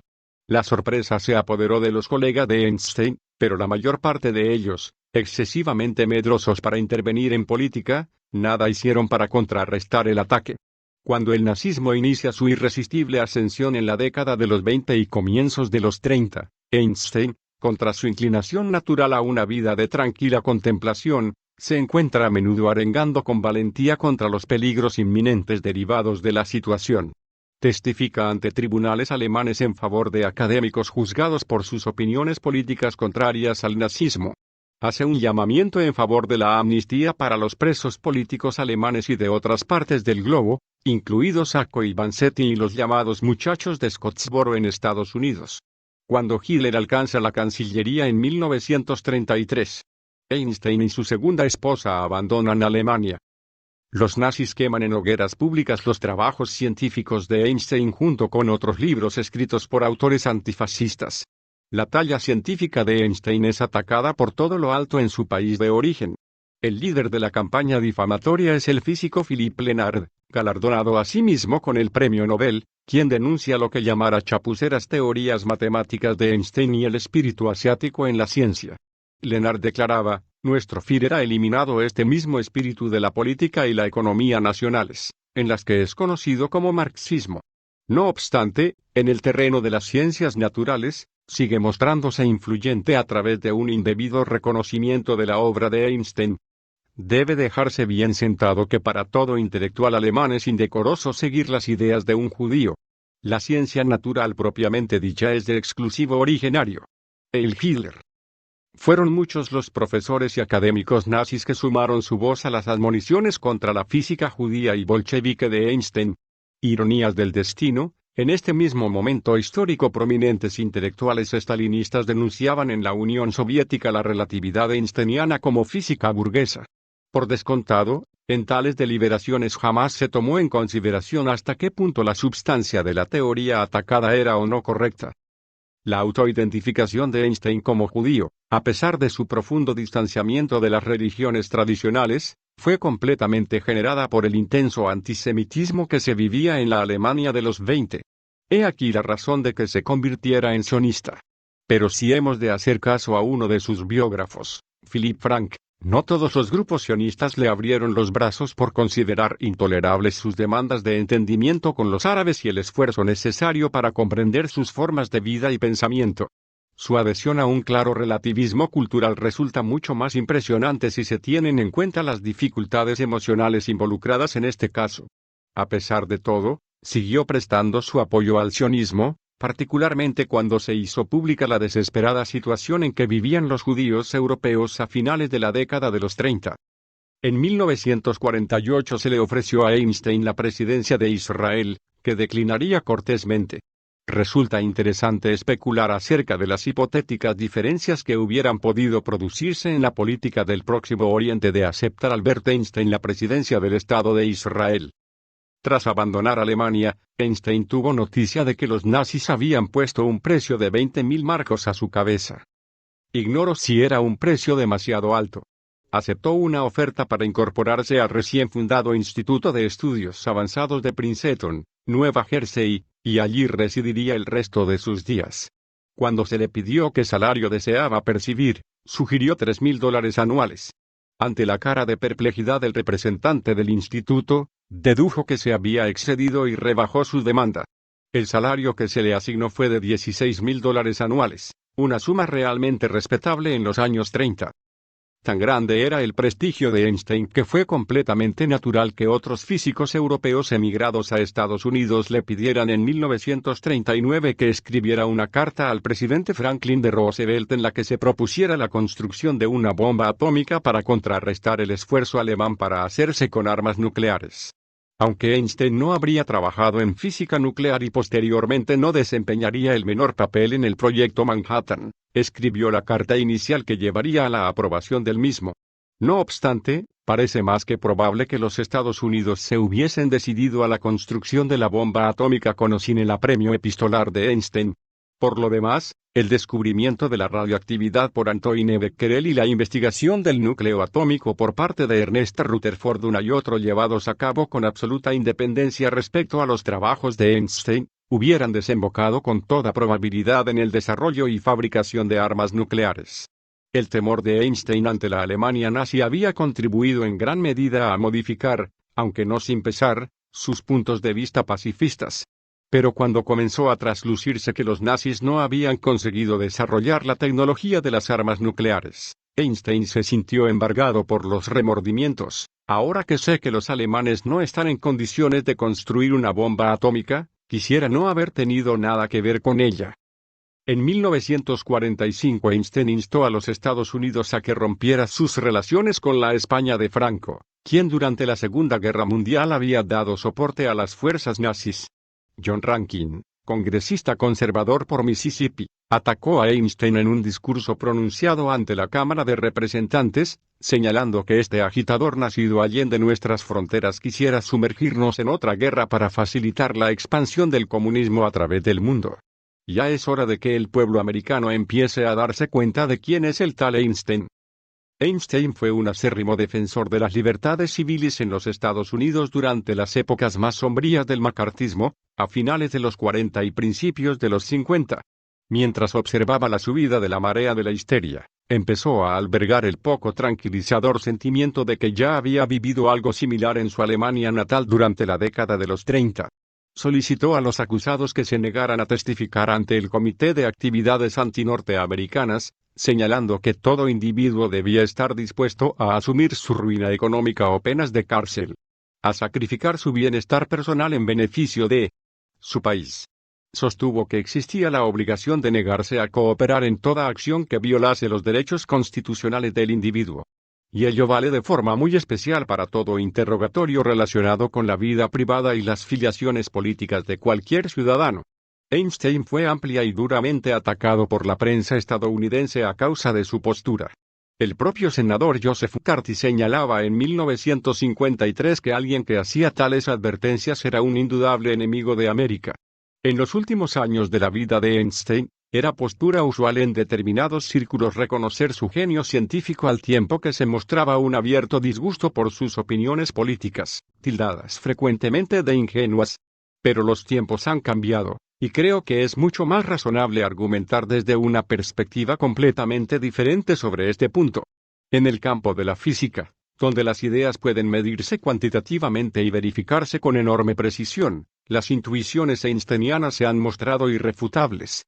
Por lo demás, resulta asombroso que tuviera tal claridad de visión en el mar de confusiones donde otros habían naufragado. Así pues, ¿no será mucho más razonable considerar que en el mucho más sombrío terreno de la política sus opiniones gozan de una validez fundamental? Durante los años pasados en Princeton, lo mismo que a lo largo de toda su vida, la pasión motriz de Einstein fue la elucubración intelectual. trabajó amplia y profundamente en la elaboración de una teoría del campo unificado susceptible de abrazar en un marco común las fuerzas gravitatorias, eléctricas y magnéticas, aunque es opinión generalizada que sus esfuerzos no se vieron coronados por el éxito. Su vida se prolongó lo suficiente como para ver su teoría general de la relatividad convertida en herramienta fundamental para la interpretación de la macroestructura y evolución del universo, y le hubiese embargado de gozo contemplar personalmente la fructífera aplicación de la relatividad general a la astrofísica de nuestros días. Jamás llegó a comprender el trato reverencial que se le dispensaba, llegando incluso a lamentar que sus colegas y graduados de Princeton no le abordaran inopinadamente por miedo a molestarle. En contrapartida, escribiría, mi apasionado interés por la justicia y la responsabilidad ha estado siempre en curioso contraste con un escaso deseo de asociarme de forma directa con otros hombres y mujeres. No soy un caballo de reata, no sirvo para el trabajo a dos o en equipo. Jamás he llegado a integrarme plenamente y con todas sus consecuencias en ningún país o estado, en mi círculo de amistades o incluso en el seno de mi propia familia.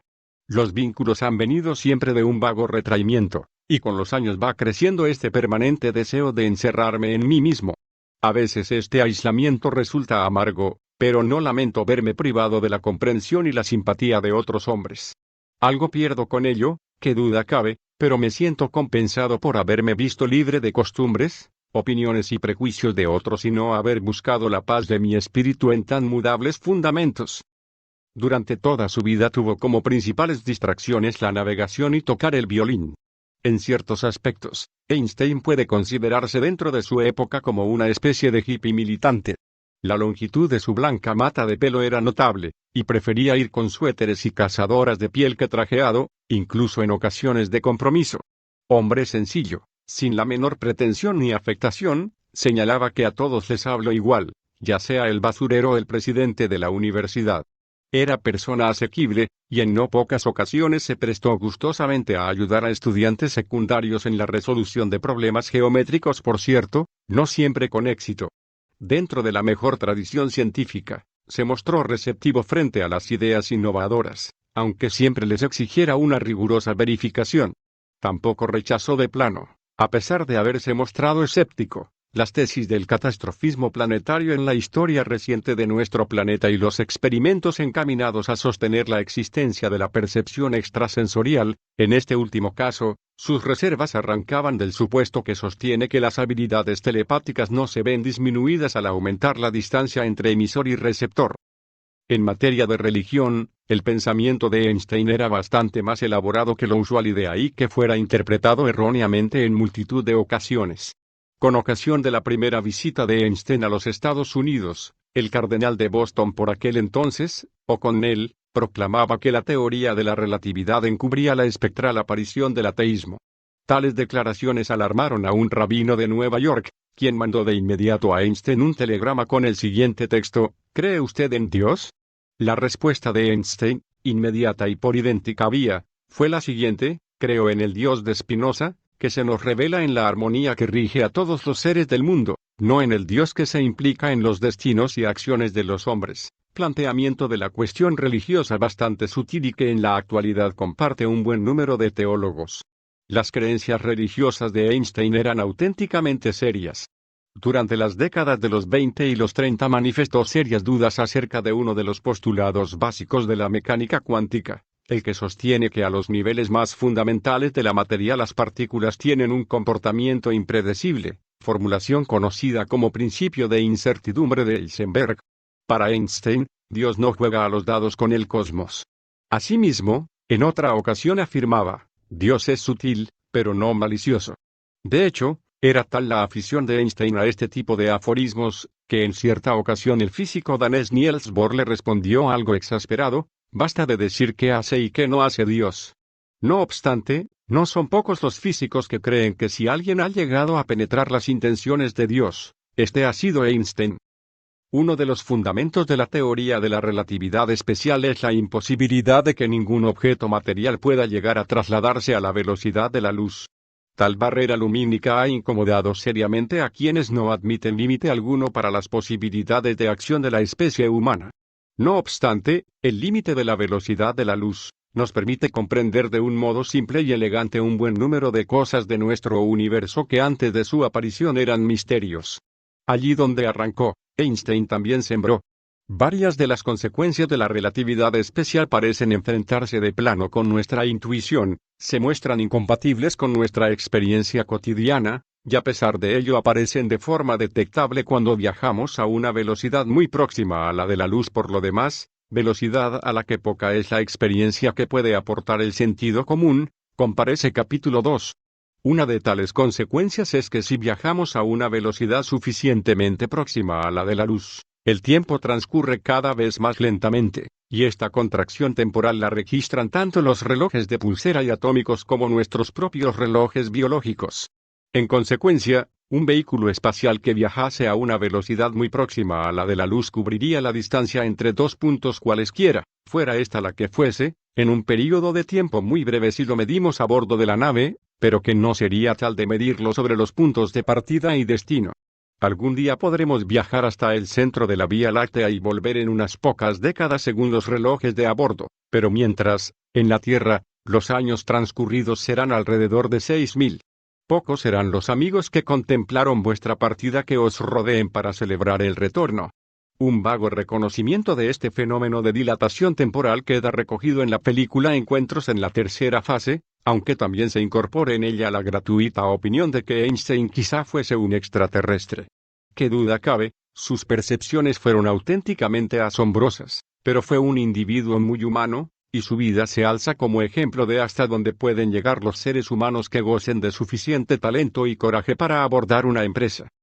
La última actuación pública de Einstein fue unirse a Bertrand Russell y a otros muchos científicos y pensadores en un fallido intento de proclamar un manifiesto en favor de la abolición de las armas nucleares. Einstein argumentaba que el armamento nuclear lo había cambiado todo excepto nuestra forma de pensar. En un mundo parcelado en estados hostiles, Einstein consideraba la energía nuclear como la mayor amenaza para la supervivencia de la raza humana. Decía al respecto: debemos elegir entre la prohibición total de las armas nucleares o una aniquilación general. El nacionalismo es una enfermedad infantil, el sarampión de la humanidad. Nuestros libros de texto glorifican la guerra y encubren sus horrores. Inoculan el odio en las venas de nuestros muchachos. Yo quiero enseñar la paz, no la guerra. Quiero inculcar amor, no odio. Cuando contaba 67 años, 9 antes de su muerte en 1955, Einstein resumía así una vida de investigación: más allá está un mundo inmenso, que existe al margen de nosotros, los seres humanos, y que se nos muestra como un grandioso y eterno enigma, aunque parcialmente accesible a nuestro análisis y especulación. La contemplación de este mundo nos llama como una liberación. El camino hasta este paraíso no es tan confortable ni tentador como el que conduce al Edén religioso, aunque se nos ha mostrado seguro y digno de confianza. Por mi parte, no lamento en absoluto haberlo escogido. Capítulo 4. Elogio de la ciencia y la tecnología. El cultivo de la mente es un alimento para el alma humana. Marco Tulio Cicerón, De Finibus Bonorum et Malorum, 45-44 a. C. Para unos, la ciencia es una sublime diosa, para otros, una vaca que suministra excelente mantequilla. Friedrich von Schiller, Senien, 1796. A mediados del siglo XIX, el científico británico Michael Faraday, hombre en buena medida autodidacta, era visitado por su monarca, la reina Victoria. Entre los múltiples descubrimientos de Faraday, algunos de obvia e inmediata aplicación práctica, se hallaban extraños artilugios eléctricos y magnéticos, por aquel entonces, poco más que simples curiosidades de laboratorio. En el tradicional diálogo entre jefes de Estado y jefes de laboratorio, la reina Victoria preguntaría a Faraday por la utilidad de sus estudios, a lo que éste le replicó: ¿y para qué sirve un niño, madame? Faraday creía que con el tiempo la electricidad y el magnetismo se convertirían en algo práctico. Por esta misma época, el físico escocés James Clerk Maxwell elaboró 4 ecuaciones matemáticas que tenían como base la obra de Faraday y otros predecesores experimentales, ecuaciones en las que se establecía una relación cuantitativa entre las cargas y corrientes eléctricas y los campos magnéticos. Las ecuaciones presentaban una curiosa falta de simetría, y el hecho preocupó a Maxwell. La falta de estética de las ecuaciones inicialmente propuestas condujo a Maxwell a proponer un término adicional para una de ellas, la denominada corriente de desplazamiento, y todo ello con el único objetivo de obtener un sistema de ecuaciones simétrico. Su argumentación era básicamente intuitiva, pues no existía la menor evidencia experimental del tipo de corriente citado.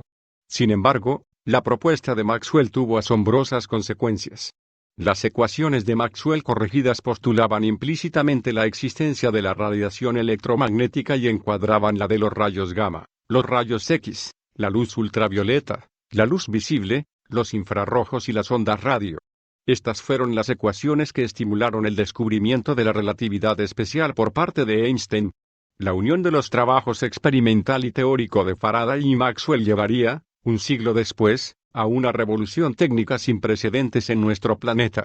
La luz eléctrica, teléfono, tocadiscos, radio, televisión, transportes refrigerados que permiten tomar productos frescos a gran distancia de sus puntos de origen, marcapasos cardíacos, plantas hidroeléctricas, alarmas automáticas contra incendios y sistemas de riego por aspersión, trolebuses y metros, computadoras electrónicas. He aquí unos pocos descendientes en línea directa de los oscuros artilugios ideados por Faraday y la insatisfacción estética sentida por Maxwell ante unos pocos símbolos matemáticos garabateados sobre una hoja de papel.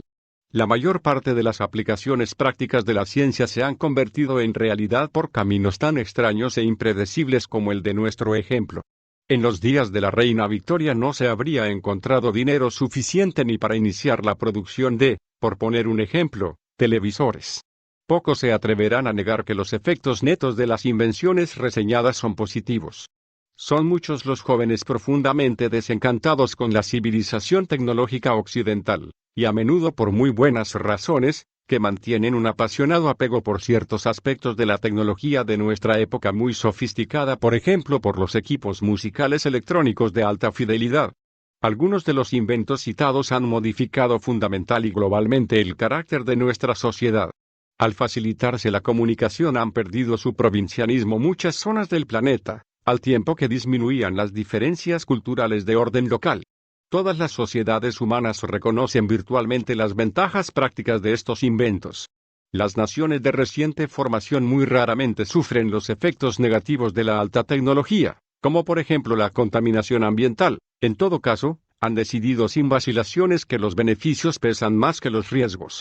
En uno de sus aforismos, Lenin señaló que socialismo más electrificación equivalía a comunismo, aunque la realidad ha venido a demostrar que el progreso de la tecnología más avanzada no ha sido más vigoroso y creativo en los países comunistas que en los del mundo occidental. Los cambios sociales se han producido con tal rapidez que es mucha la gente que ha encontrado difícil adaptarse a los nuevos tiempos. Muchos hombres nacidos antes de que alzara el vuelo el primer aeroplano han vivido para ver cómo el Viking se posaba sobre la superficie de Marte y el Pioneer 10, el primer ingenio interestelar, abandonaba los límites de nuestro sistema solar. Gentes crecidas bajo un código sexual de severidad victoriana se hallan inmersos ahora en un mundo sustancialmente dominado por la libertad sexual gracias al desarrollo y uso generalizado de los anticonceptivos. La velocidad del cambio ha desorientado a muchos. De ahí que sea fácil comprender las nostálgicas llamadas que postulan un retorno a formas de existencia precedentes de mayor simplicidad. No obstante, y para poner un ejemplo, la mayor parte de la población de la Inglaterra victoriana estaba sometida a unas condiciones de vida y trabajo degradantes y desmoralizadoras si las comparamos con las de las sociedades industriales actuales, y las estadísticas de esperanza de vida y mortalidad infantil eran por entonces auténticamente aterradoras. La ciencia y la tecnología quizás sean parcialmente responsables de muchos de los problemas más graves que hoy tenemos planteados, pero lo serán en gran parte a causa de la inadecuada comprensión de los mismos por parte del ciudadano medio. La tecnología es una herramienta, no una panacea, y del insuficiente esfuerzo que se ha hecho para acomodar nuestra sociedad a las nuevas tecnologías. Considerados tales extremos, todavía me asombro de que la especie humana haya actuado tan bien como lo ha hecho. Las alternativas luditas nada pueden resolver. Más de 1.000 millones de personas actualmente vivas deben su existencia a la superación de sus antiguos niveles más que insuficientes de nutrición gracias al desarrollo de la tecnología agrícola. Y probablemente no sea menor el número de los que han sobrevivido o logrado evitar deformaciones, lisiamientos y enfermedades mortales en razón de los avances experimentados por la tecnología médica. Si abandonáramos nuestra sofisticada tecnología, abandonaríamos a un mismo tiempo a toda esa gente. La ciencia y la tecnología pueden ser causantes de algunos de nuestros problemas, pero lo indudable es que constituyen un elemento esencial de toda solución previsible para los mismos, ya sea a nivel nacional o a nivel planetario. Creo que con un poco más de esfuerzo por su parte la ciencia y la tecnología habrían conseguido atender con mayor eficacia tanto a su comprensión pública como a los objetivos últimos que deben presidir la evolución de la humanidad. Por ejemplo, poco a poco nos hemos ido percatando de que las actividades humanas pueden tener efectos nocivos, no solo de orden local, sino también sobre el medio ambiente global. Unos pocos equipos de investigación dedicados al estudio de la fotoquímica atmosférica descubrieron por casualidad que los halocarbonos que sirven de propelente en los aerosoles pueden pervivir durante largos periodos de tiempo en la atmósfera, trasladarse hacia la estratosfera, destruir parcialmente su ozono y permitir así el acceso a la superficie terrestre de las radiaciones ultravioleta de la luz solar. La consecuencia más subrayada de este fenómeno era el aumento del cáncer de piel en los individuos de raza blanca. Los negros están mucho mejor adaptados a la recepción de un mayor flujo de radiaciones ultravioleta. Sin embargo, y a pesar de ser mucho más seria, poca ha sido la importancia concedida por el público a la posibilidad de que el aumento de radiación ultravioleta sobre nuestro planeta trajera consigo la destrucción de microorganismos que ocupan la base de la elaborada cadena alimentaria que culmina en el Homo sapiens. Finalmente, se han dado algunos pasos en cuanto a la prohibición de usar halocarbonos en los aerosoles, aunque nadie parezca inquietarse por la utilización de estos mismos compuestos en los refrigeradores, con lo que quizá poco haya sido lo hecho para resolver el problema real. Para mí, lo más inquietante de toda esta historia es el carácter accidental que ha rodeado a tales descubrimientos. Uno de los equipos se percató del problema gracias a unos adecuados programas de computador que estaban estudiando la química de la atmósfera de Venus, que alberga ácidos hidroclórico e hidrofluórico. Para sobrevivir se hace imprescindible la creación de un amplio y diversificado conjunto de equipos de investigación que se ocupen de la enorme multiplicidad de problemas que plantea la ciencia pura. ¿Cuántos no serán los problemas, incluso de mayor gravedad, que ni siquiera nos planteamos porque ningún grupo de investigadores ha tropezado con ellos? Por cada problema que hemos analizado, como por ejemplo el de los efectos de los halocarbonos sobre la ozonosfera, ¿cuántas docenas no se nos habrán quedado en el saco? Es realmente asombroso constatar que en ninguno de los centros estatales, principales universidades del país o instituciones privadas dedicadas a la investigación exista un solo grupo de investigadores altamente cualificados, ampliamente interdisciplinario y dotado de medios económicos suficientes que se dedique a detectar y denunciar eventuales catástrofes futuras derivadas del desarrollo incontrolado de nuevas tecnologías. Si se desea que sean efectivas, tales organizaciones de investigación y asesoramiento sobre el medio ambiente deben establecerse desde una perspectiva política sustancialmente valerosa. Las sociedades tecnológicas se encuentran en el marco de una ecología impenetrablemente industrial, una tupida red entretejida por supuestos e intereses económicos. Es sumamente difícil romper uno de los nudos de la red sin que repercuta en todos los demás. Todo juicio en el que se sostenga que cierto desarrollo tecnológico acabará perjudicando a la humanidad implica la pérdida de determinados beneficios para algún grupo. Por ejemplo, los principales fabricantes de propelentes halocarbónicos, la DuPont Company, han adoptado una curiosa postura en todos los debates públicos sobre la destrucción de la ozonosfera por parte de los halocarbonos, a saber, la de que todas las conclusiones al respecto eran teóricas. En su postura parece ir implícito que solo dejarían de fabricar halocarbonos si tales conclusiones fuesen probadas experimentalmente, es decir, cuando ya hubiese sido destruida la ozonosfera. Hay ciertos problemas para cuya resolución nos basta con tener en cuenta evidencias inferibles, pues una vez producida la catástrofe la situación se ha tornado irreversible. De modo similar, el nuevo Ministerio de la Energía solo será útil si se mantiene al margen de intereses comerciales encubiertos, si tiene libertad para propugnar nuevas opciones aunque conlleven la pérdida de dividendos para determinadas industrias. Y lo mismo vale para la investigación farmacéutica, la de motores susceptibles de sustituir a los de combustión interna y otras muchas tecnologías punta. Creo que el desarrollo de nuevas tecnologías no debe estar bajo el control de las viejas, La tentación de suprimir toda posible competición es demasiado grande. Si los americanos vivimos en una sociedad que defiende la libre empresa, deberemos velar para que el control de las industrias de las que puede depender nuestro futuro sea sustancialmente independiente. Si las organizaciones dedicadas a investigar la innovación tecnológica y sus límites de aceptabilidad no se enfrentan, e incluso, en muchos casos, atacan, a ciertos poderosos grupos de presión, no están cumpliendo con su finalidad. Muchos son los progresos tecnológicos de orden práctico que no alcanzan su pleno desarrollo por falta de apoyo gubernamental. Por poner un ejemplo, por angustioso que sea el problema del cáncer, no creo que pueda sostenerse que nuestra civilización se halle amenazada por esta enfermedad. Una erradicación completa del cáncer aumentará nuestra esperanza de vida media en solo unos pocos años, mientras van extendiéndose otras enfermedades que actualmente no gozan de la atención dispersada al mismo. Parece una hipótesis sumamente plausible que nuestra civilización se halla bajo una inmediata y seria amenaza, la falta de un control de la fertilidad adecuado. El incremento exponencial de la población sobrepasará en mucho todo crecimiento aritmético, incluso el obtenido a través de las más modernas iniciativas tecnológicas, en cuanto a disponibilidad de recursos alimentarios, como por lo demás previera Malthus hace ya muchos años. Mientras algunas naciones industrializadas se están acercando a un crecimiento cero de su población, el mundo contemplado globalmente está muy lejos de seguir este mismo rumbo. Pequeñas fluctuaciones climáticas pueden destruir poblaciones enteras que dependan de economías marginales. En las sociedades más bien pobres en tecnología y en las que la perspectiva de alcanzar la edad adulta es bastante incierta, tener muchos hijos es la única forma de combatir tan desesperado y azaroso futuro. Mientras proliferan las armas nucleares al margen de toda consideración moral, cuando la elaboración de un ingenio atómico se ha convertido casi en una industria artesanal casera, la proliferación de hambrunas y el cada vez más profundo desnivel de riquezas entre unos países y otros plantean peligros muy serios tanto a las naciones desarrolladas como a las todavía sumergidas en el subdesarrollo. La resolución de todos estos problemas va condicionada a una mejora educativa, como mínimo la consecución para todo país de un nivel de autosuficiencia tecnológica, y, de forma muy especial, una justa distribución de los recursos mundiales. Aunque no basta con ello, pues también se hace imprescindible la puesta en marcha de programas anticonceptivos completamente adecuados, píldoras anticonceptivas para hombres y mujeres, gratuitas y de acción lo más prolongada posible, seguramente de un mes cada toma o incluso periodos más largos.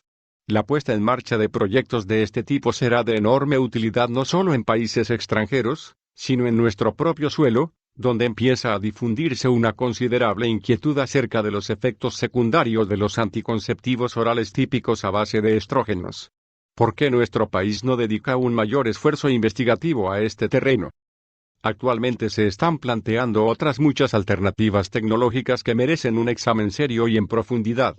Se trata de proyectos que oscilan entre presupuestos bajísimos y enormes inversiones económicas. En un extremo de la escala se sitúan las tecnologías blandas, como por ejemplo las que propugnan el desarrollo de sistemas ecológicos cerrados que engloben algas, quisquillas y peces criados en estanques rurales. Se obtendrían así alimentos altamente nutritivos con un costo de producción extraordinariamente bajo, mientras que también serían muy pequeños los gastos precisos para hacerse con los suplementos que completasen adecuadamente la dieta. En el otro polo, encontramos la propuesta de Gerard O'Neill, investigador de la Universidad de Princeton. Su proyecto, construir grandes ciudades orbitales que, mediante la utilización de materiales lunares y asteroidales, tuviesen capacidad para crear nuevas urbes en el espacio contando tan solo con recursos extraterrestres. Tales ciudades satélites de la Tierra podrían encargarse de convertir la luz solar en microondas energéticas y enviar la energía obtenida hasta nuestro planeta. La idea de construir ciudades aisladas en el espacio, cada una de ellas quizá construida sobre presupuestos sociales, económicos y políticos distintos, o con diferentes antecedentes étnicos, es sumamente atractiva, una soberbia oportunidad para los individuos desencantados de las civilizaciones terrestres de adoptar su propia vida en algún punto del cosmos. Siglos atrás, América proporcionó idéntica oportunidad a inadaptados, ambiciosos y aventureros.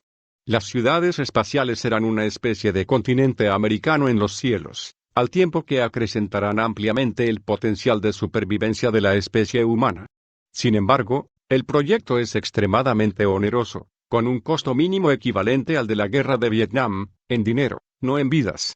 Por lo demás, la idea tiene como enojoso contrapunto la decisión de abandonar la resolución de otros problemas que tenemos sobre nuestro planeta, donde, después de todo, también pueden establecerse con unos costes muchísimo más bajos comunidades de pioneros autosuficientes.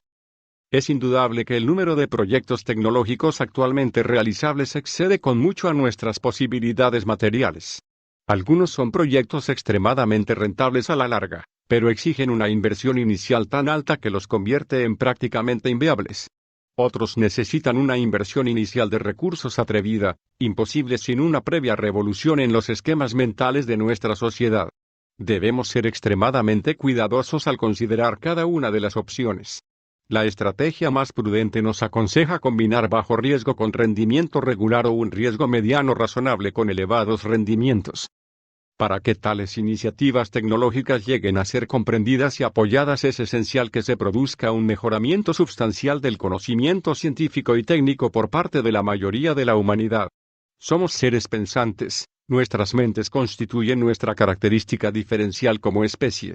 No somos ni más fuertes ni más activos que muchos otros de los animales que comparten con nosotros el planeta. Lo único que somos es más ingeniosos.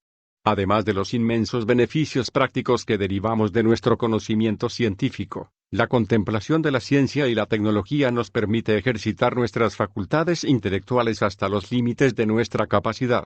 La ciencia no es más que una exploración del intrincado, sutil e imponente universo que habitamos. Quienes la practican conocen, aunque solo sea ocasionalmente, aquel raro tipo de felicidad que Sócrates definiera como el mayor de los placeres humanos. Y además es un placer transferible. Para facilitar la participación de un público bien informado en la toma de decisiones tecnológicas, combatir la alienación que nuestra sociedad tecnológica genera en demasiados ciudadanos y disfrutar por el hecho de que nuestro conocimiento sobre algo es más profundo, es imprescindible una sustancial mejora en la educación científica, una exposición más amplia y cabal de sus poderes y encantos. Y un buen punto de partida sería contrarrestar el destructivo declive del número de profesores y alumnos interesados por la investigación científica o su enseñanza a todos los niveles. Los medios más eficaces de comunicación de la ciencia a las grandes masas son la televisión, el cine y la prensa. Pero lo más frecuente es que la visión de la ciencia que se ofrece en tales medios sea aburrida, inadecuada, sombría, vastamente caricaturizada, como sucede en muchos de los programas televisivos de cadenas comerciales dedicados a los niños los sábados por la mañana, o incluso hostiles. Se han producido en épocas muy recientes asombrosos descubrimientos en la exploración de planetas, el papel que desempeñan una serie de minúsculas proteínas en nuestra vida emocional, las colisiones de continentes, la evolución de la especie humana, y la medida en que nuestro pasado prefigura nuestro futuro, la estructura última de la materia, y la cuestión de si quizá podemos ir encontrando indefinidamente partículas más elementales, la posibilidad de comunicarnos con civilizaciones instaladas en otros planetas o estrellas, la naturaleza del código genético, que predetermina nuestra herencia y fija nuestros lazos de parentesco con todas las plantas y animales que habitan nuestro planeta, y las interrogaciones fundamentales sobre el origen, naturaleza y destino de la vida, nuestro mundo y el universo contemplado como un todo. Los logros más recientes sobre estos temas puede comprenderlos a la perfección cualquier persona inteligente. Y en tal caso, ¿por qué se discute tan poco sobre ellos en los medios de comunicación, en las escuelas o en nuestras conversaciones cotidianas? Una excelente forma de caracterizar cualquier civilización es tomar en consideración el modo en que plantean la resolución de todos estos problemas, la manera en que alimentan tanto a su cuerpo como a su espíritu. La moderna elucidación científica de estas cuestiones constituye un intento de adquirir un punto de vista genéricamente aceptado acerca de cuál es nuestro lugar en el cosmos, y requiere imprescindiblemente una creatividad despierta, un cierto escepticismo mental y un vivo sentimiento de admiración ante el cosmos.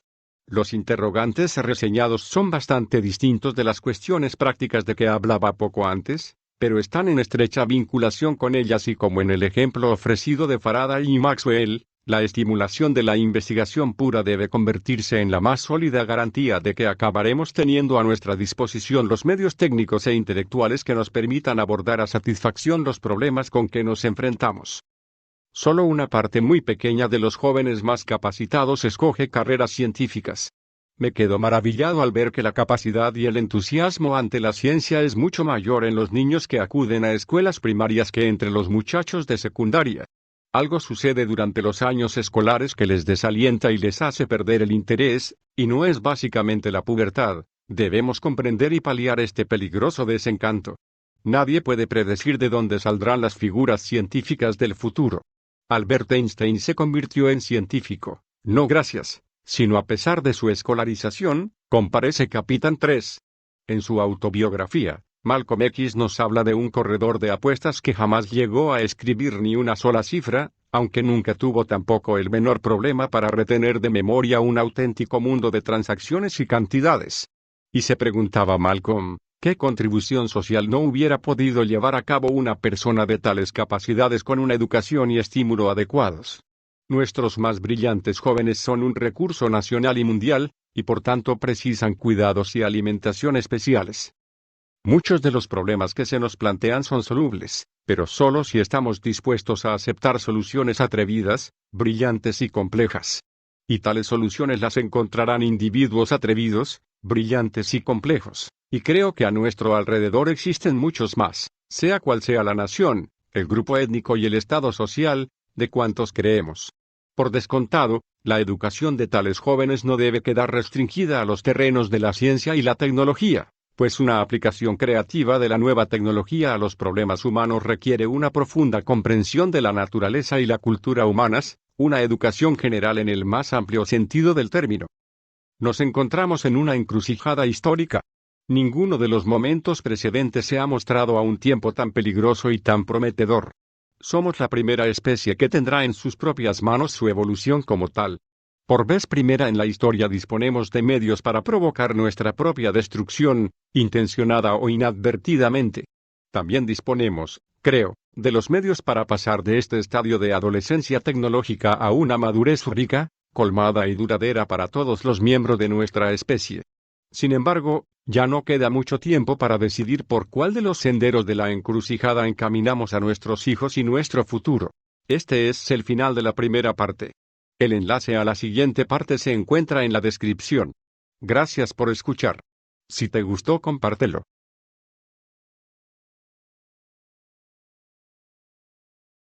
En la descripción del vídeo puedes encontrar la fuente original del texto.